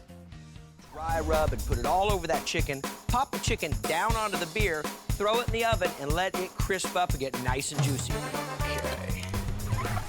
Okay, now look at that. Now what I did is I washed it out. When I'm using this whole chicken, I went and washed it out with some cold water, and I patted it dry, so I took some of the moisture out of it because it's not gonna really be able to get the crispy skin if it doesn't have some of the moisture out, okay? Now what I wanna do is take this skin and get underneath it with my fingers and kind of separate it from the meat a bit. I don't want to tear it off. I don't want to put holes in it because the skin staying around it kind of keeps the moisture of the meat inside the chicken. So I'm going to grab a little bit of this dry rub and get it up underneath there, okay? Now I'm going to try to work my fingers down as far as I can into the chicken, trying to get down here into the thigh and into the drumstick and move that around. Now, when it starts to cook, especially with some help of that bacon fat, it's gonna end up moving some of these flavors down there by itself, but if I can help getting it down there, why not? So around there, I'll hit a little bit on the back, okay? Get up underneath. And if it doesn't go exactly right, don't sweat it. It's not too much of an issue. There we go. And then I'm gonna take the rest of it and kind of shake it in the cavity of the bird, because that's where a lot of times you'll see stuffing of turkeys and birds goes right in the cavity, okay? There we go. Excellent. All right, now it's time for the beer. And what I'm gonna do is pop the top on this bad boy and pour about half for me, because I am the chef and I do enjoy it. And the other half, well, I'm gonna be stuffing that inside the cavity of the bird. Now to fortify the flavor a little bit, I'm gonna hit it with a couple garlic cloves. And this would be a great time if you wanted to hit it with garlic cloves, or if you wanted to hit it with some lemon or some peppercorns. We're gonna pop that down. And the reason we do half the beer is because when it's in the oven at 325, it's gonna start spilling out a little bit, and we don't wanna have this big volcano. So now we take this, we grab the bird, and we start to put it down. Check it out. Now a little bit of the bacon. I cut the bacon in half, and what I'm gonna do is start to stick the bacon down into the cavity of the neck of the bird like this. And this is gonna work for flavor. Now the reason I didn't salt the bird is because there's so much salt in this bacon itself. Okay, so we get that down, nice smoky flavor. Wrap that around a little bit, and we'll do a little bit more on this side, about 1/3 down in, about 2/3 out. Grab a few of these toothpicks just to kind of secure it a bit. Look at that. It looks kind of like a clown suit. Decorated bird. Okay, there we go. Pop that through. Bad boy goes on a pan that I can put in the oven. Let me get this out of my way. Need to wash up. Now what's gonna happen is I've got it in the oven right now. It's gonna go in the oven at about 425, and then I'm gonna lower it down to about 325 and let it finish out for about an hour, or until it hits about 165 degrees. Okay, there we go.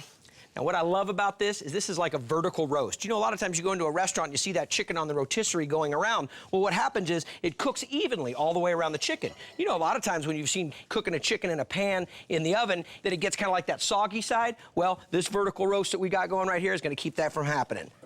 Nice, wow, that's hot. Tomahawk chops with extra long rib bones, served with a generous helping of that magical dish, Chowchow. Okay. Now let's talk about making this Chowchow liquid. 2 cups of the ACV, the apple cider vinegar. We'll do a cup of sugar to it. Gotta have a little salt in this, so we'll go for about a tablespoon of that. A few bay leaves, critical.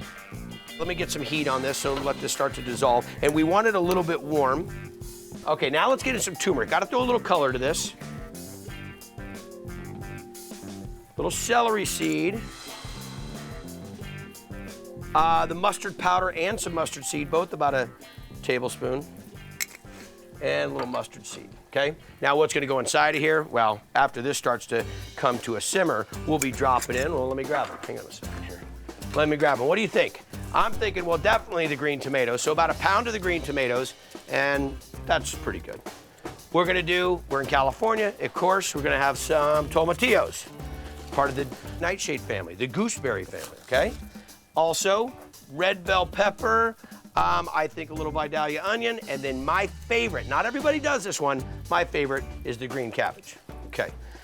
Now, oh, you know what? Also some jalapeno. We'll get 1 jalapeno in there for this. Bust them down, about ½ inch, quarter-inch size pieces. I'm gonna start loading stuff up. This will work, here we go.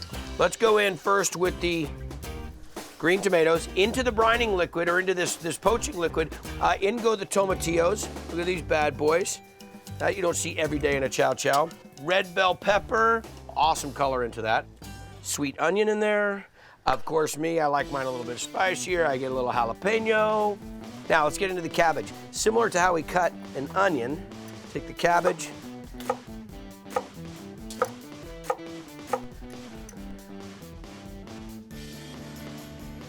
Drop that in. I'm gonna pop a little garlic into this. Just some rough chop on it. Drop that right in. So we'll let this continue to sit here and simmer. There we go. Now, chops. Start to set up my dredging station here. Some flour. Okay. Okay, a little panko. Now this is the regular panko, like you get in a package.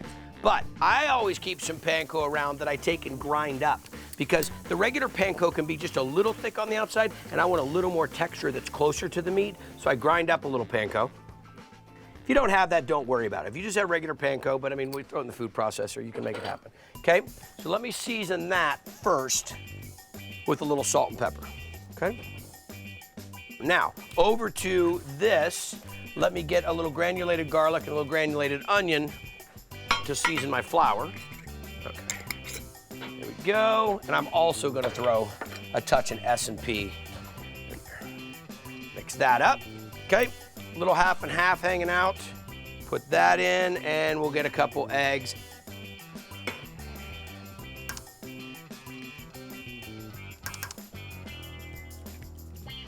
Okay.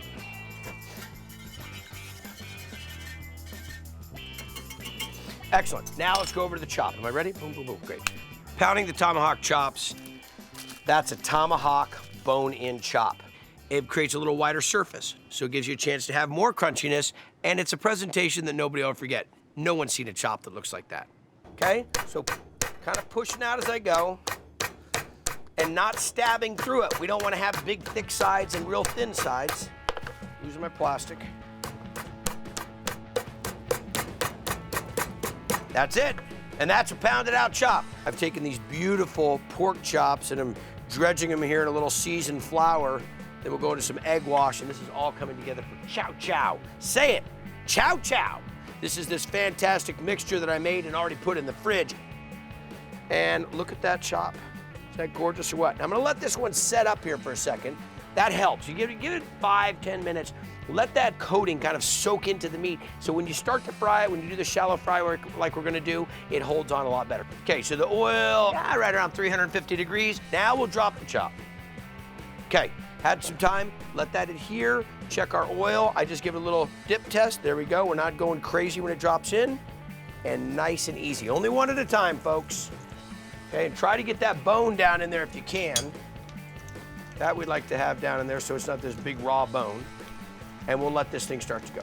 These are super thin, so realize they're gonna go fast. And don't worry about cooking this chop all the way through. It's only that thick because we're gonna take it and let it rest a little bit. You can hold it in the oven about 250. It'll cook all the way through on its own. Pull this chop out. I don't even know how I can fit this chop on there. Now this is the star of the show. Even though it's the condiment, this is the Chowchow. We load that up. Let's see if I can get a little bit of the juice. There we are. Oh. My mouth is just watering. Okay, so let's talk about this. What do we got here? Well, Chowchow is this super condiment. You'll find it a lot of times down in the South. I just gotta bust into this. It goes on just about anything, but when you take a fried chop like this, and you load up a little of the Chowchow, which got the apple cider vinegar and sugar, that's the basis of it, then mustard seed and everything else. Oh.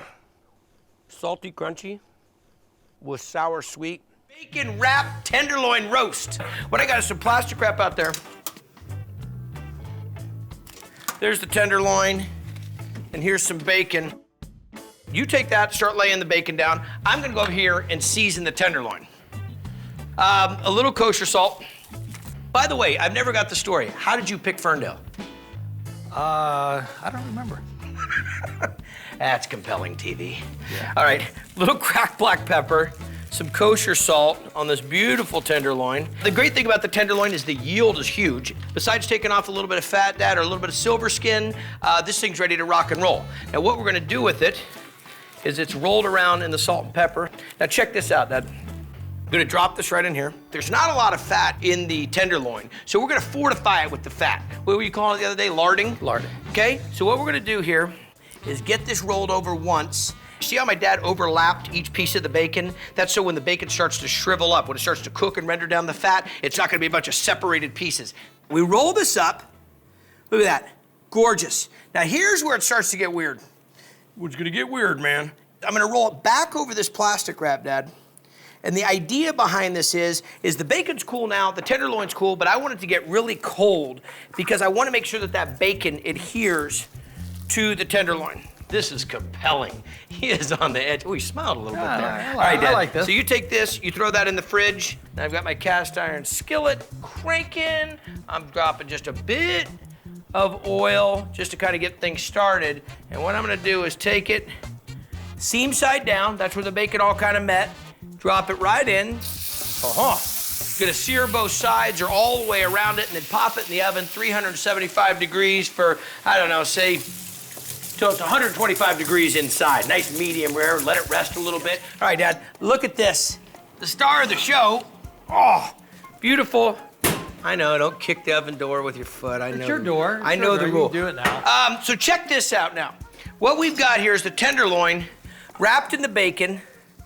We're gonna pull it out, medium rare, 125 degrees, but now we've got all this fat, all these drippings in the bottom of the pan. That's where all this big flavor is. So I'm gonna grab some shallots, a little bit of garlic, and a knife.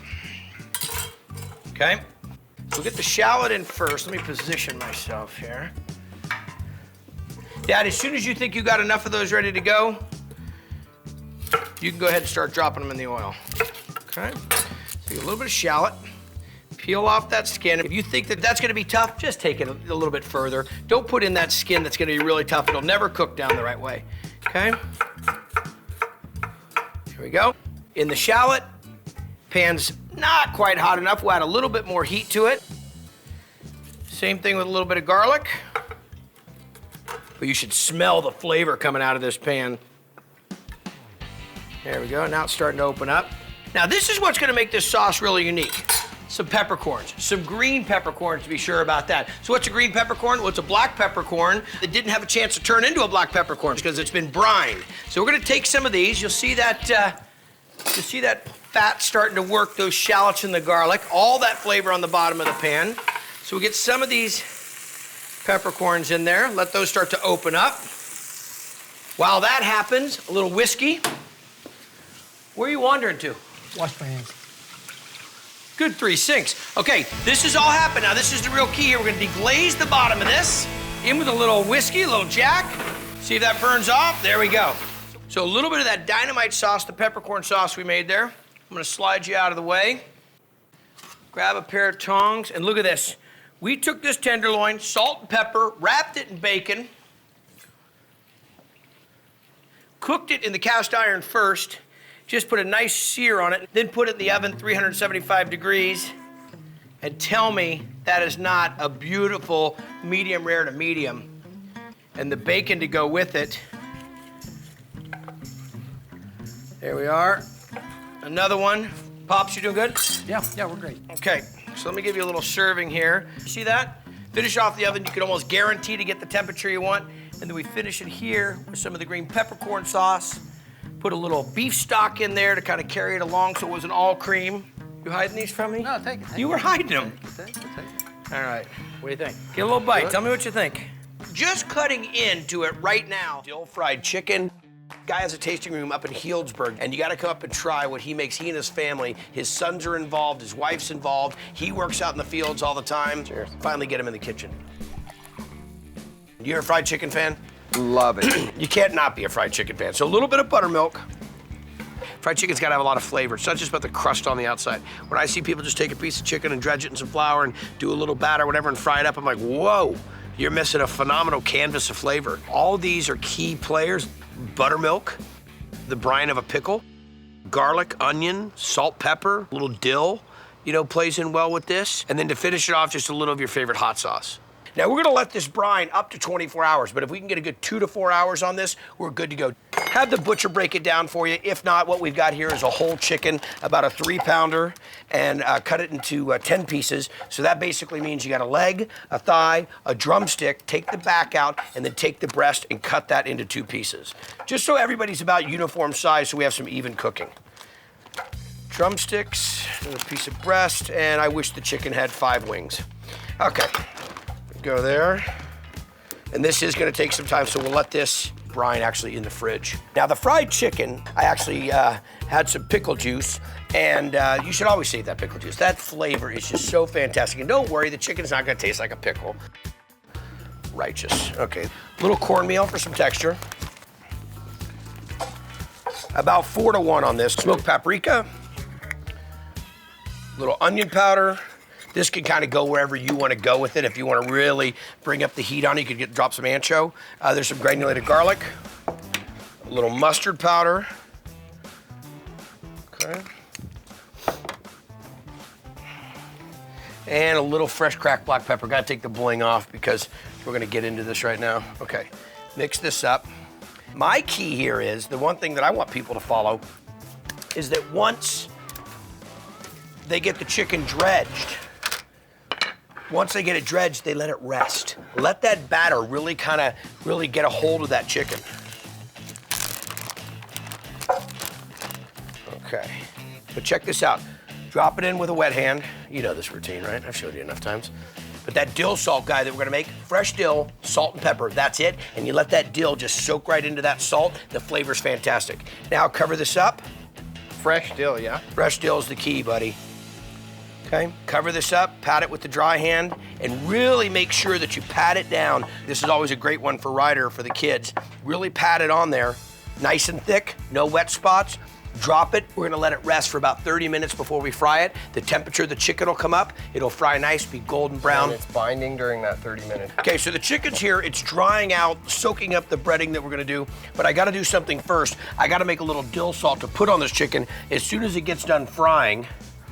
So I'm just getting some kosher salt, a little black pepper, and I've got, oh, there it is. And I got some fresh dill. Now, I put dried dill in when I made the brine. I brined this chicken, and believe it or not, some dill pickle juice right out of the jar, and a little buttermilk, a little hot sauce, all the cast of characters, granulated onion and garlic. But this fresh dill, nothing beats fresh dill. So much different than. Okay, I'm just gonna tear it up a little bit. I mean, dried's good if you're in the middle of the winter, but. Hey, the oil that's gonna come out of this dill mixed in with this salt and pepper is gonna be fantastic. Yeah. But even dry, if that's all you had is dry, sometimes it's those signature items like the dill guy that really, that really step it up. Let's talk about frying chicken. Big Dutch oven, nice and heavy, so it's gonna hold its temperature. I've got the chicken here that I dredged in flour and cornmeal, really gave it some time to set up. Drop it at 350 degrees. We'll let this cook, let it get nice and crispy, but cooked all the way through. Now, Guy, the key to this is right when they come out, take the dill salt that I made with the fresh dill and just sprinkle that right over the top. Let me give you, I'll give you this bad boy. Thank you. I'm going all wing. Wing is my thing. So we take this chicken here, buttermilk brined. Now, I'm gonna teach you a little trick here in a second. You go ahead and eat that. Watch this. I'm gonna take this little pickle juice. We do this fried chicken, Guy's Smokehouse. So you take a little bit of that pickle juice right at the end and just pour a little pickle juice right on top of that. Give me a little. Oh. We brined it in the pickle juice, but now to get that, oh, I have my kind of fried chicken right there. That stitches the whole thing together. That's lovely. Isn't the pickleback the key? Wow. What do you like with your brats, huh? I like it all. Peppers and onions are the key, though, okay? So we'll do some peppers, some onions, and some garlic. get this moving around. I chopped that bacon up a bunch because I want it to kind of render down fast, and I want all of that great bacon flavor to dissolve into this mixture. So, green bell, red bell, big onion, peppers, onions, bacon in, get a couple cloves of garlic. I've got enough moisture in there, I don't have to worry about this really burning. And I'm also just gonna give these a quick little chop. And in a second, I'll deglaze this with some beer once it starts to caramelize up. Now we're into the peppers, the onions, the bacon. We're right at that point where we can go ahead and hit this with a little deglaze, and we'll grab ourselves a couple lagers. Now, you got your favorite kind of beer you like to cook with. Like I said, I just want to make sure that the beer that I'm cooking with isn't going to overpower. It's going to complement. Okay, so we get in with a little bit of lager. One. That I learned in school. Okay. You could just smell the hoppiness of that going on right now. Now we'll get in with some chicken stock. I got some fresh herbs over here, some thyme, some rosemary. Okay, throw a couple sprigs of that. Not that much. Remember, rosemary's super strong. So rosemary, thyme, and of course, this wouldn't be complete without a little bay leaf. So look at this. Look at those bad boys right there. Gorgeous, okay? Now this is something you're not gonna see me do often, but I'm gonna do it here and I'll explain why. I'm gonna poke these with this skewer all the way through these sausages. What I want this to do is while it cooks, I want the sausage to share its flavor in this braising liquid with these veggies, and I want the veggies to share their flavor with the brats, okay? So those look pretty good. I'll just put these back in the, no, come on. See people do that. Okay, let me grab a pair of tongs. Submerge them down in the liquid. Remember, we got the chicken stock, bacon, the two bottles of lager in there, the peppers, the onions, the rosemary, the thyme, the garlic. I mean, the flavor profile that's going on in here is nuts. Everybody's in, maybe 15 minutes, we'll be in good shape. Now I'm gonna pull them out, let them cool a bit, slice them, and then throw them on the grill to build some awesome texture. Just give them a quick little slice. It's like 1, 2, 3, roll it. 1, 2, 3. Sausage are grilling. I can shut these down and actually start pulling them off. I braised them in the liquid, then I pulled them out, let them cool a little bit, sliced them, grilled them to get that extra little charred texture. Final piece here, make sure my heat's off. We're gonna get in some whole grain mustard. Now this was my braising liquid. We started with bacon, rendering that down. Then we had peppers, onions, garlic. Then we threw in some thyme. I mean, we had beer going there too. We had 2 bottles of lager. Put all this butter in there as well. Outrageous. A little parsley going in here. Pierce the brats. So they kind of shared their juices with this. So you've got cooked down onions and bacon and these herbs and everybody together. Now, ready? First we'll go down with a couple sausage. Hit a little bit of this mixture of the cooked down onions and peppers. The bacon, the peppers, onions, you cook that down, you could put it on anything. Vinegar-Brined baby back rib. So how about you throw me about, I don't know, a cup of vinegar in there, a cup of apple cider vinegar. Here we go. Get some water in here, how'd it do? Sometimes I just have to take the lid right off that thing. That's 1. That should be about 3/4 of that bottle, Terry, okay? Let's go ahead, throw that in. I'll get a little bit of garlic. We'll do a rough chop on this. So it's apple cider vinegar, water, some salt, some pepper, and that's gonna take care of it. Matter of fact, you wanna grab the ribs, there's some baby backs in there. Now, when you go to your butcher, you can ask him to take that silver skin off the back of those baby back ribs, and that's one so that you can kinda, get that flavor of the marinade in there. And also, when the ribs cook, they don't tighten up. That silver skin doesn't tighten up and make them kind of curl up on the barbecue. We've all seen that, right? Okay. Let me get right over here from you. You bet. Little compost. You do compost in there at your joint? I don't at the joint, but I do it in my brother's garden. Okay, so what we do, kind of wrap them up, make sure that everybody's submerged down in the liquid. Where's your compost pile? Compost right in there. Alrighty. Okay. Now, you want to go ahead and grab that ginger and knock off about a tablespoon of ginger, but I want you to take the skins off it. You got it. Okay, there we go. Now, these are wrapped up. Actually, no, I'll just leave these out here. These are only going to be about 15 minutes. So you take the back off of that. I'll hit a little bit of this garlic. Now, I've got the serrano and the onion down first. Why? I want to kind of sweat them a little bit. If I throw this garlic in too early, well, it has an opportunity to burn, and we know when garlic burns, it doesn't taste right. The garlic goes in. I'm great. Throw it right in. Nice. Okay? There we go. Deglaze this with a little bit of cider vinegar. You always gotta have vinegar. This has got some of the main ingredients that you have in a regular barbecue sauce and a little guyified with things like raspberry jam.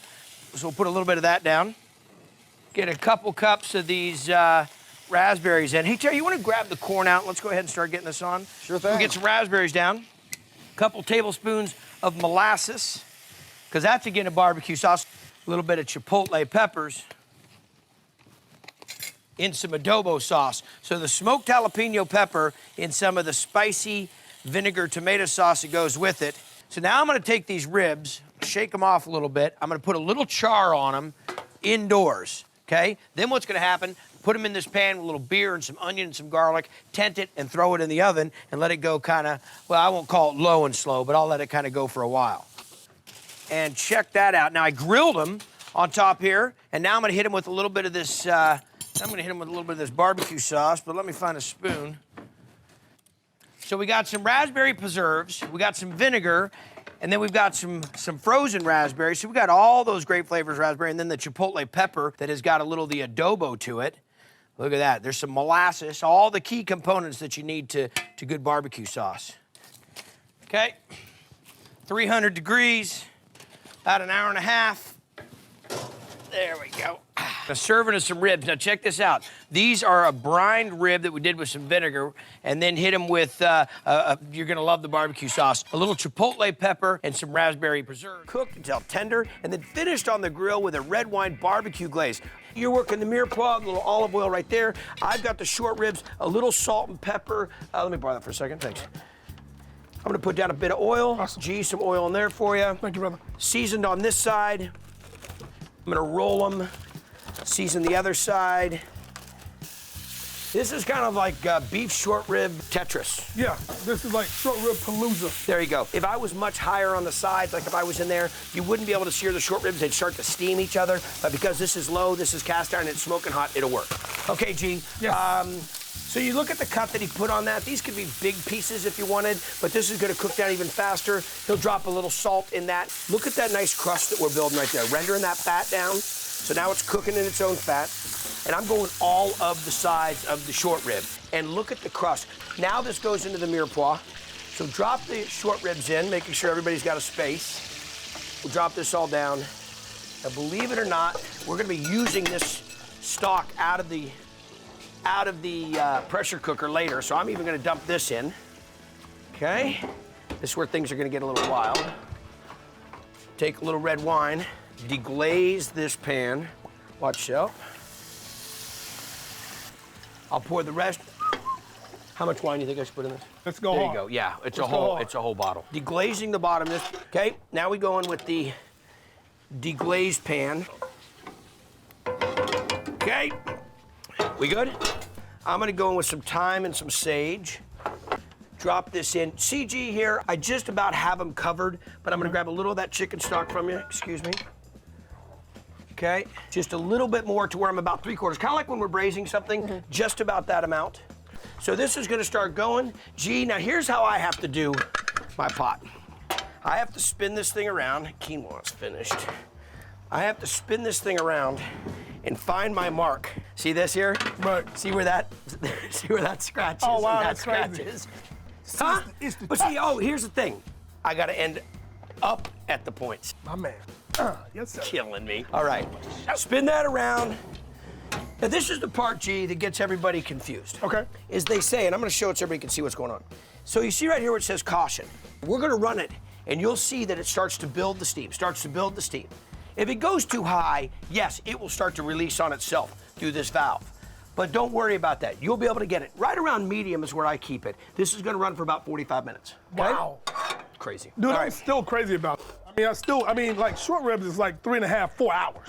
And listen, when you can get short ribs on a weekday night, not even when it's the holidays, when you can get on a weekday night, you're winning. Grab that brown sugar, would you? Okay, a little red chili flake. with some barbecue sauce. See that? Little red wine vinegar. And what I'm putting together here, G, this is coming together to make the barbecue sauce that we're gonna baste on. It's gonna be a really light barbecue sauce, but the kicker here is just like we did that night, that famous night, is I'm gonna take that stock, we're gonna strain it, we're gonna mix it into the barbecue sauce, and that's what we're gonna baste with that vinegar on there. Come on. Little brown sugar, red wine vinegar. Yep. Boy, I need Want a a cold spoon? one. This is going good, huh? Thank you, my friend. And how about a little hot sauce? How hot we wanna take this? Let's take it a whole nother level. Hot is good. I shouldn't ask this guy Yeah, how hot listen, this is. Just give me like 2 tablespoons. Okay, all right. I mean, we got the kids, Hunter and Ryder, go. That's good. All right, very nice. Okay, so barbecue sauce is together. This is gonna get loud for a second, okay? Just hang tight with me and just think some happy thoughts. Ready? Here we go. That's the sound of goodness. We're releasing the steam. We'll give it some little help here.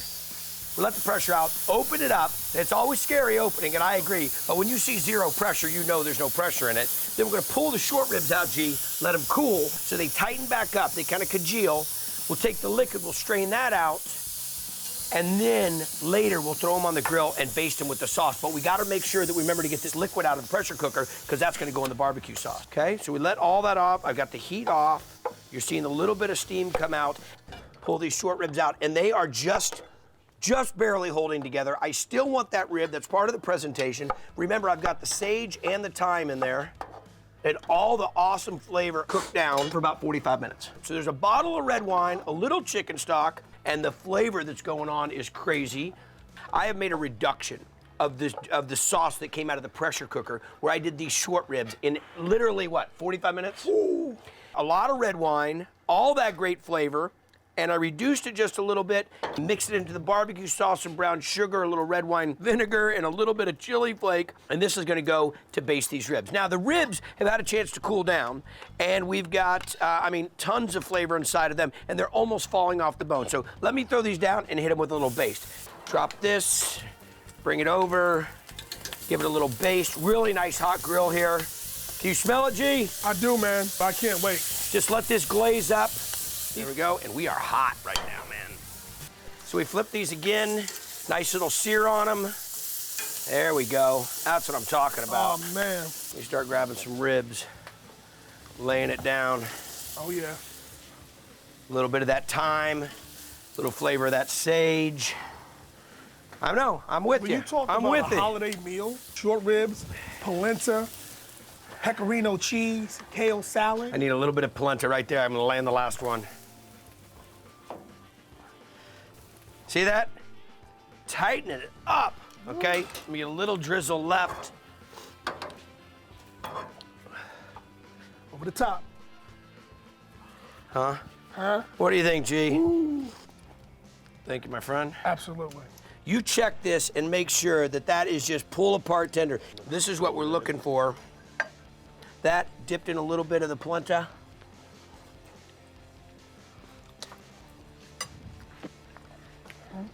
I'll cook with you any day. Citrus chicken features bone-in thighs with a double dose of flavor. So we cut the oranges. Now the key is always zest first, then cut the oranges, because it's really hard to zest half an orange. Okay, so we get the OJ1, OJ2, 3. Now the citrus really helps in this. You know, sometimes I'm scared with citrus and chicken when it goes to the chicken breast, because I think it can be a little too much acid and kind of break them down. They get a little mealy. But chicken thigh, come on now. This is exactly what I'm talking about. This will work out great. Okay, compost that. All right, balsamic vinegar, a little white balsamic. I need some of the acid, but I want the big, huge monster flavor of the traditional balsamic, so the white balsamic goes in. Just a touch of that, couple tablespoons.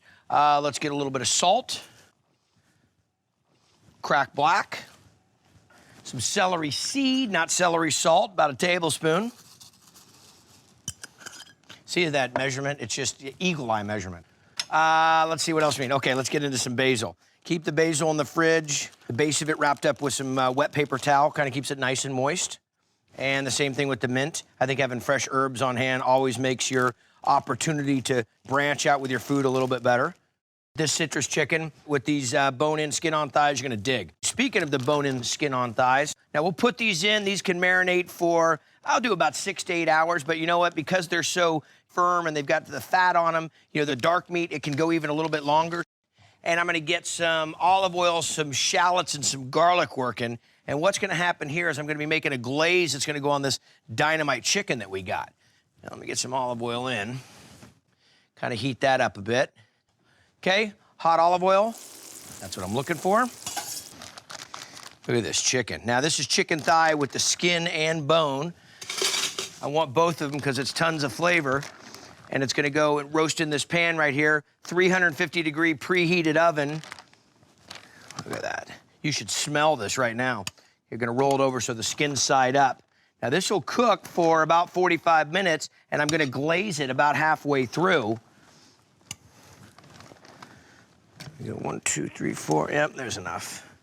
Okay, kind of turn them over so the skin's working, okay? Shallots are going. Remember, I got some shallots in here as well as the basil and the mint. Gonna pour that right in with some of the orange zest and orange juice. So that's the deal. So what do you think of that? Crazy looking sauce. Add a little orange marmalade. Oh, guess what else is in here? Oh, well, we've got some reserve marinade that we had this chicken going in that added basil and mint and some orange zest. You name it, it's all in here. Oh yeah, and a little chili sauce in there too. So a little sweet chili sauce. So all this coming together to make a base for the chicken that I've got downtown.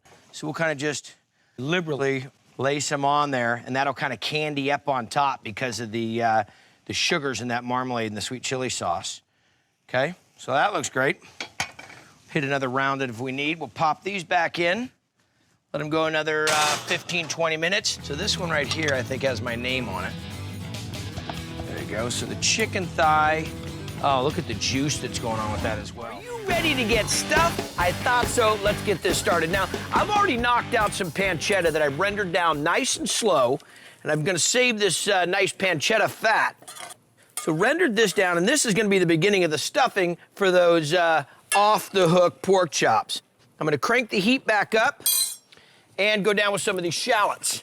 Now, the shallots will be great. This is gonna go not low and slow, but I'm not necessarily looking to caramelize them, just get them translucent. All right, break that in. Oh, nothing better than cooking that sage up. Little fried sage, some brown butter, some raviolis. There we go, and now in with the creminis.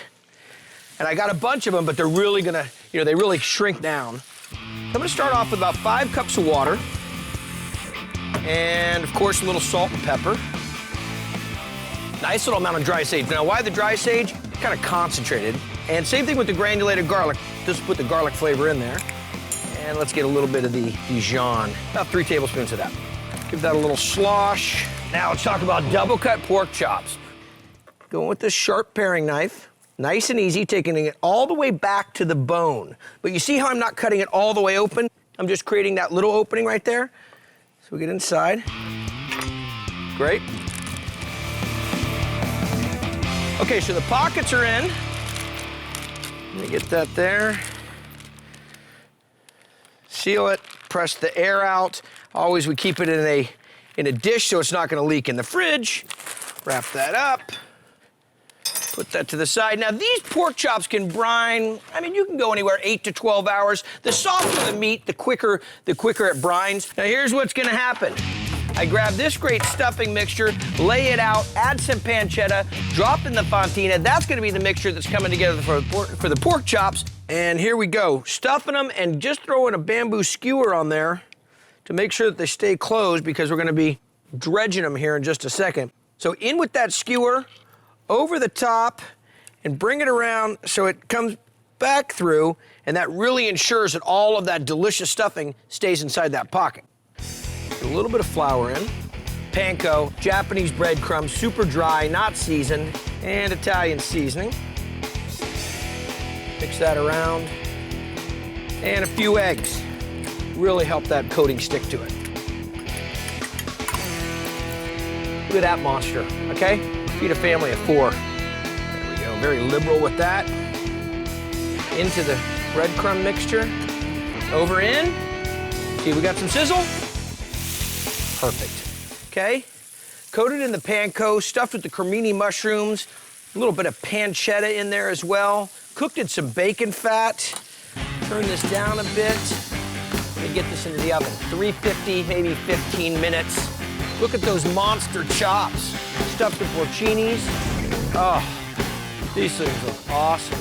And the panko breadcrumbs, little Italian seasoning. Smoked prime rib. Sliced and served with a brown butter garlic sauce.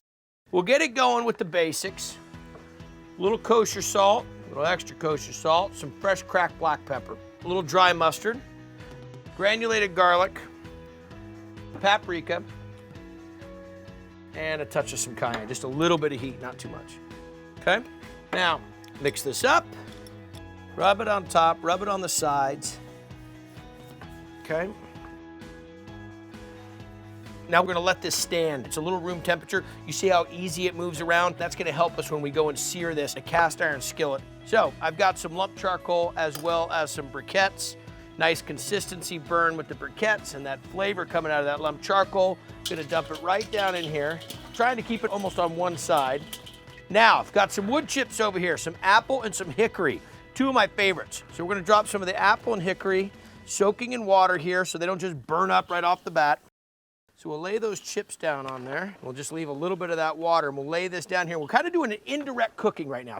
So I'm gonna drop this. Take this, let this heat up. I got the vent on the bottom open, vent on the top open. We're creating the convection. We're feeling it. It's coming through. This is indirect cooking, as a friend of mine would tell me. And I'm gonna season the bottom of this cast iron skillet, whoa, with some of these fresh herbs. I've got some thyme. I got some rosemary, of course, a little bit of oregano, and I'm just kind of getting the bottom of that pan just nice and well seasoned. You can smell it right now. I'm gonna use this later, so I'll hold tight with that, okay? Here it is, the star of the show, gonna wow everybody. That standing rib roast, bone in, seasoned, salt and pepper, drop it down, sear all the sides. Here we go. Remember, this cast iron skillet was smoking hot and I dropped a cold piece of meat on it, kind of a room temperature piece of meat, but it'll cool down now. So it's gonna take a little bit more time to recover as I go to sear each side. Working the fat cap right now. Look at that, huh? Now we'll go to the side. And for good measure, a little bit on the bottom. All right. Now we'll go over to the barbecue. Look at all that smoke cooking out of there. Fantastic. Oh, that's Flavor City right there. All the coals on this side. And what I'm gonna do, this is the critical part, bone, big side of the rib, eye of the meat over here, bring it over and put that towards the main heat source, okay? Doing it about a quarter opening on both the bottom and the top, so a little bit of smoke will be coming through. 2.5 hours at 225 degrees. Oh, one thing I forgot, hang on. I gotta drop this in. This is the fresh herbs that I took that I seasoned the pan with. I'm just gonna throw this right on top and just let that add some of its flavor. Okay, right now I'm gonna make a brown butter sauce, and more than just a brown butter sauce, but this really fantastic, flavorful, almost like a steak sauce meets brown butter sauce. What I've got here is some garlic, some shallots, dropping that right in. Started with a cold pan. I don't want to drop that butter in too fast and have it burn on us right off the bat. I'll just throw all that parsley in. Gonna let this kind of just cook down a little bit. See where it's just starting to bubble, just starting to foam, just a little bit. That's what we're looking for. Now we're gonna add a little demi-glace. What's demi-glace? Well, we got a little veal stock married with a little Espanol sauce, one of the mother sauces. So we'll just put a touch of that in, and you love the richness that comes out of the demi-glace. Get a little beef stock in there as well.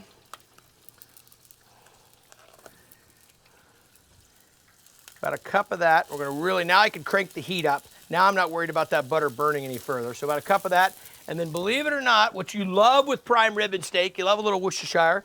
So we'll put a healthy little dose of some Worcestershire, let that reduce down, okay? And last but not least, I gotta pull this prime rib and let it rest. Get that rib, let it rest.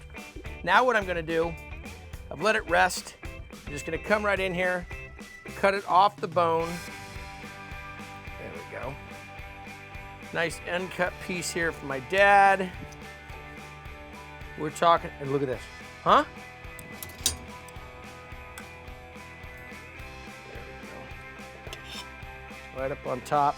Cooking it with the bone in, I'm telling you, makes all the difference in the world. Platter those up in that really big, nice end cap. Now we'll take some of this. I gotta check this. This is a huge reduction. We got butter, we've got garlic, we've got shallots, demi-glace, little beef stock, Worcestershire. Oh, fantastic. And then we'll just give that a little drizzle, little brown butter drizzle right over the top of this. Now, I know I'm not supposed to do this because I'm supposed to wait for my mom to come over from next door with a salad and the sides, but I gotta get a bite of this. I gotta get a bite of this. Let's see here, right up here at the eye, nice and tender. And the smoke is the kicker on this, you guys.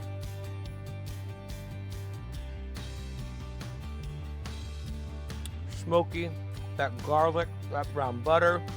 Prime rib has so much available flavor. It will take that smoke on so great with all that fat. Cook low and slow, nice and tender. The dry rub on the outside. I'm gonna make a relish that's gonna go on this danger dog. What is a danger dog? What is a danger dog? I'm gonna stuff jalapenos inside of a hot dog and wrap it in bacon and then put this righteous relish on top of it. Say it, righteous relish. Okay, so here's what I did is I broke down half the pineapple, little veg oil. This thing is smoking hot. Okay, on we go with the pineapple. Save a piece for me. Nice little grill marks, not looking to cook it.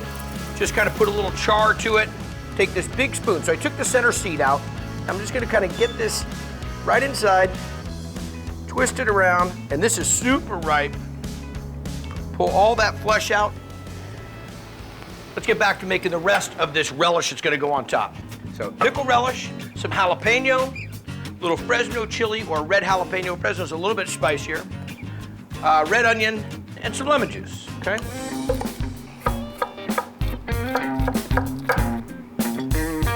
Let's see what we're looking like here. Beautiful. So a little jalapeno. I like the Fresno. I want the heat. Get this jalapeno slices down. Okay. Put that. Bowl. Now we'll get a little bit of lemon juice in there, a little acid from that. A little bit of olive oil. Touch of some salt and pepper. Go. A little bit of the relish. There we go. And a little lemon juice. Like this. A little squeeze. That's a little bit of acid there for it. Lime juice would work great too.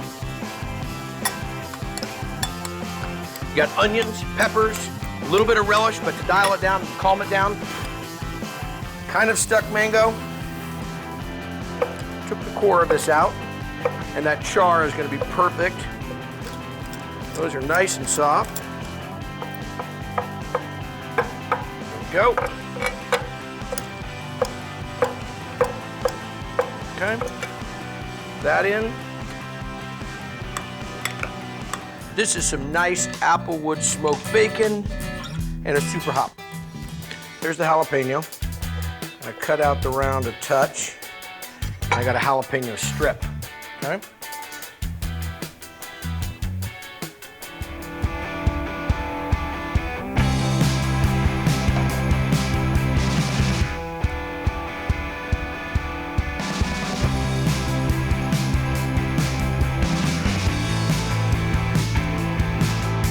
So here's what's gonna happen. These are gonna cook, really just warm up, get all those flavors.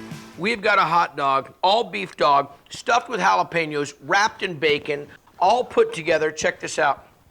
We're gonna hit some mustard, this killer relish that I made starting off with some relish, some jalapenos, some red Fresno chilies, a little bit of grilled pineapple. Now we'll just hit some mustard on top, your favorite mustard. There's also a little grilled mango in there. Okay, look at this, huh? A little red onion. Now we'll get this delicious, now this had a chance to kind of set up a little bit.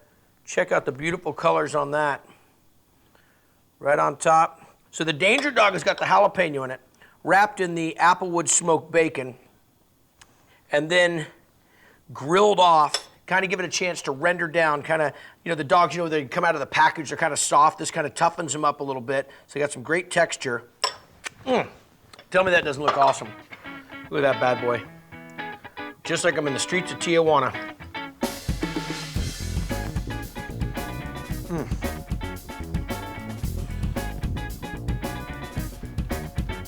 It's everything. Spicy, salty, sweet. I mean, if you ever told me you could get umami in a dog, that is it. But that's the time of the year. Chicken fried steak, smothered in drunken pork gravy. You know, on Triple D, I've seen a lot of great biscuits and gravy. I've had some training in this field, okay? So the pork sausage goes down, not a seasoned sausage, this isn't a breakfast sausage or what, and a little recycling, okay? Red chili flake. What makes a good sausage? Needs some fat. Now, if you find out that your pork sausage doesn't have enough fat to it, well, then you can go ahead and fortify it with a little bit of vegetable oil. Touch of some red chili flake and a little white pepper and salt and a little bit of black pepper, okay?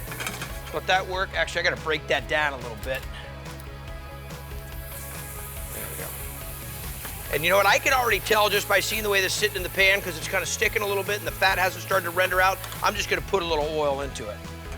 Let that break up. I want that sausage to break up. I don't want it to be big nuggets of the pork in there. So I'm just letting it render down. Don't have it on super high heat, just about medium.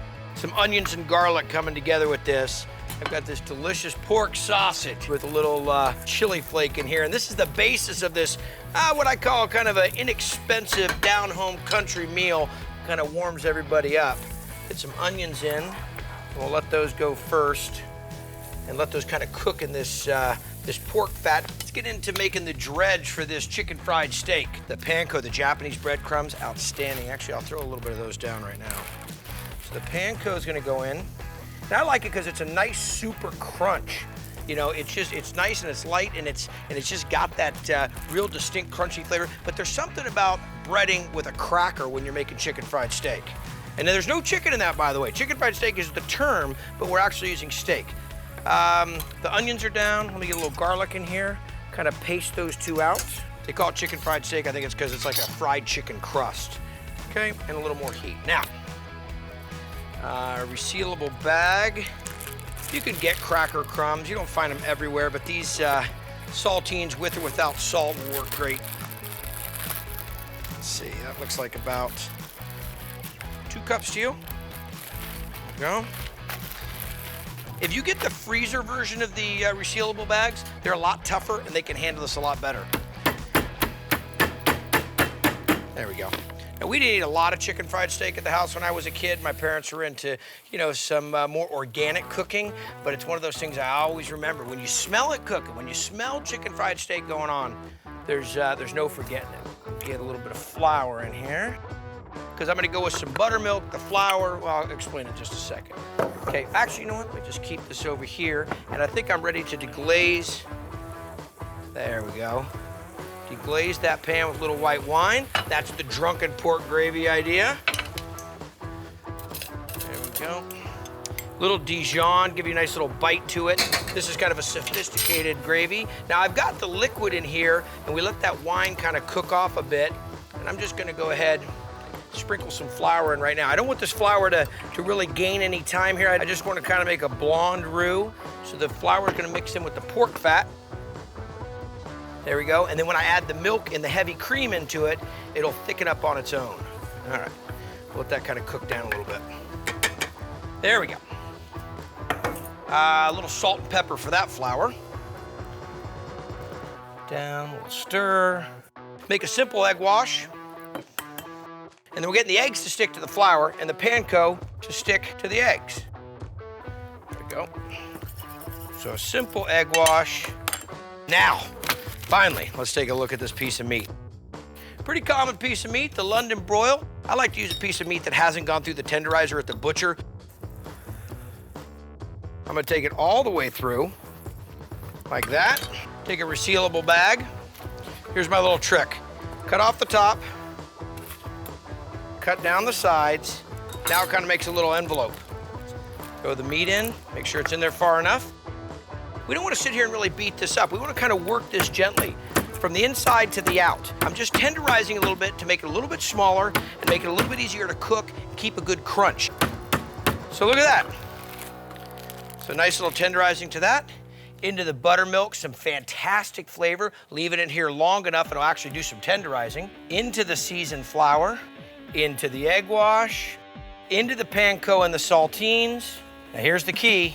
Press down on it so you really get that panko to stick. Huh? What do you think? Take that, lay it out, let it rest a little bit to really adhere. Let me tell you about the gravy. What do I got going on in here? Well, what we have is some milk and some heavy cream, but you can see how it's kind of thickening up. I did that roux, added the flour in. It's a little bit thick. I'll just add a touch more milk. There we go. And let it continue to work. And I broke the gravy up with the wooden spoon as I went along. And the idea behind that is so I have little bits of pork in there, not big chunks. All right, so that looks dino.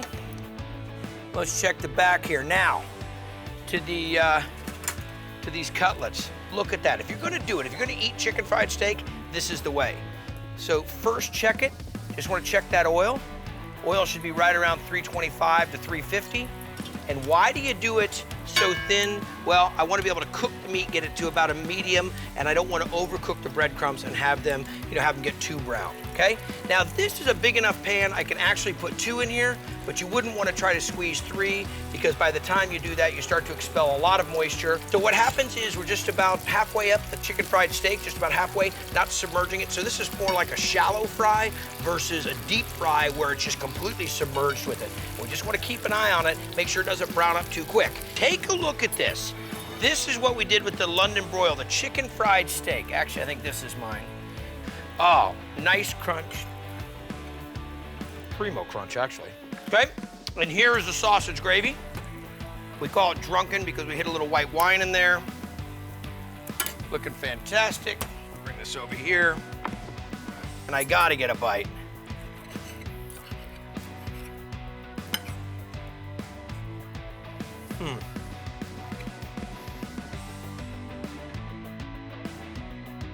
Prime time, the gravy's out of bounds.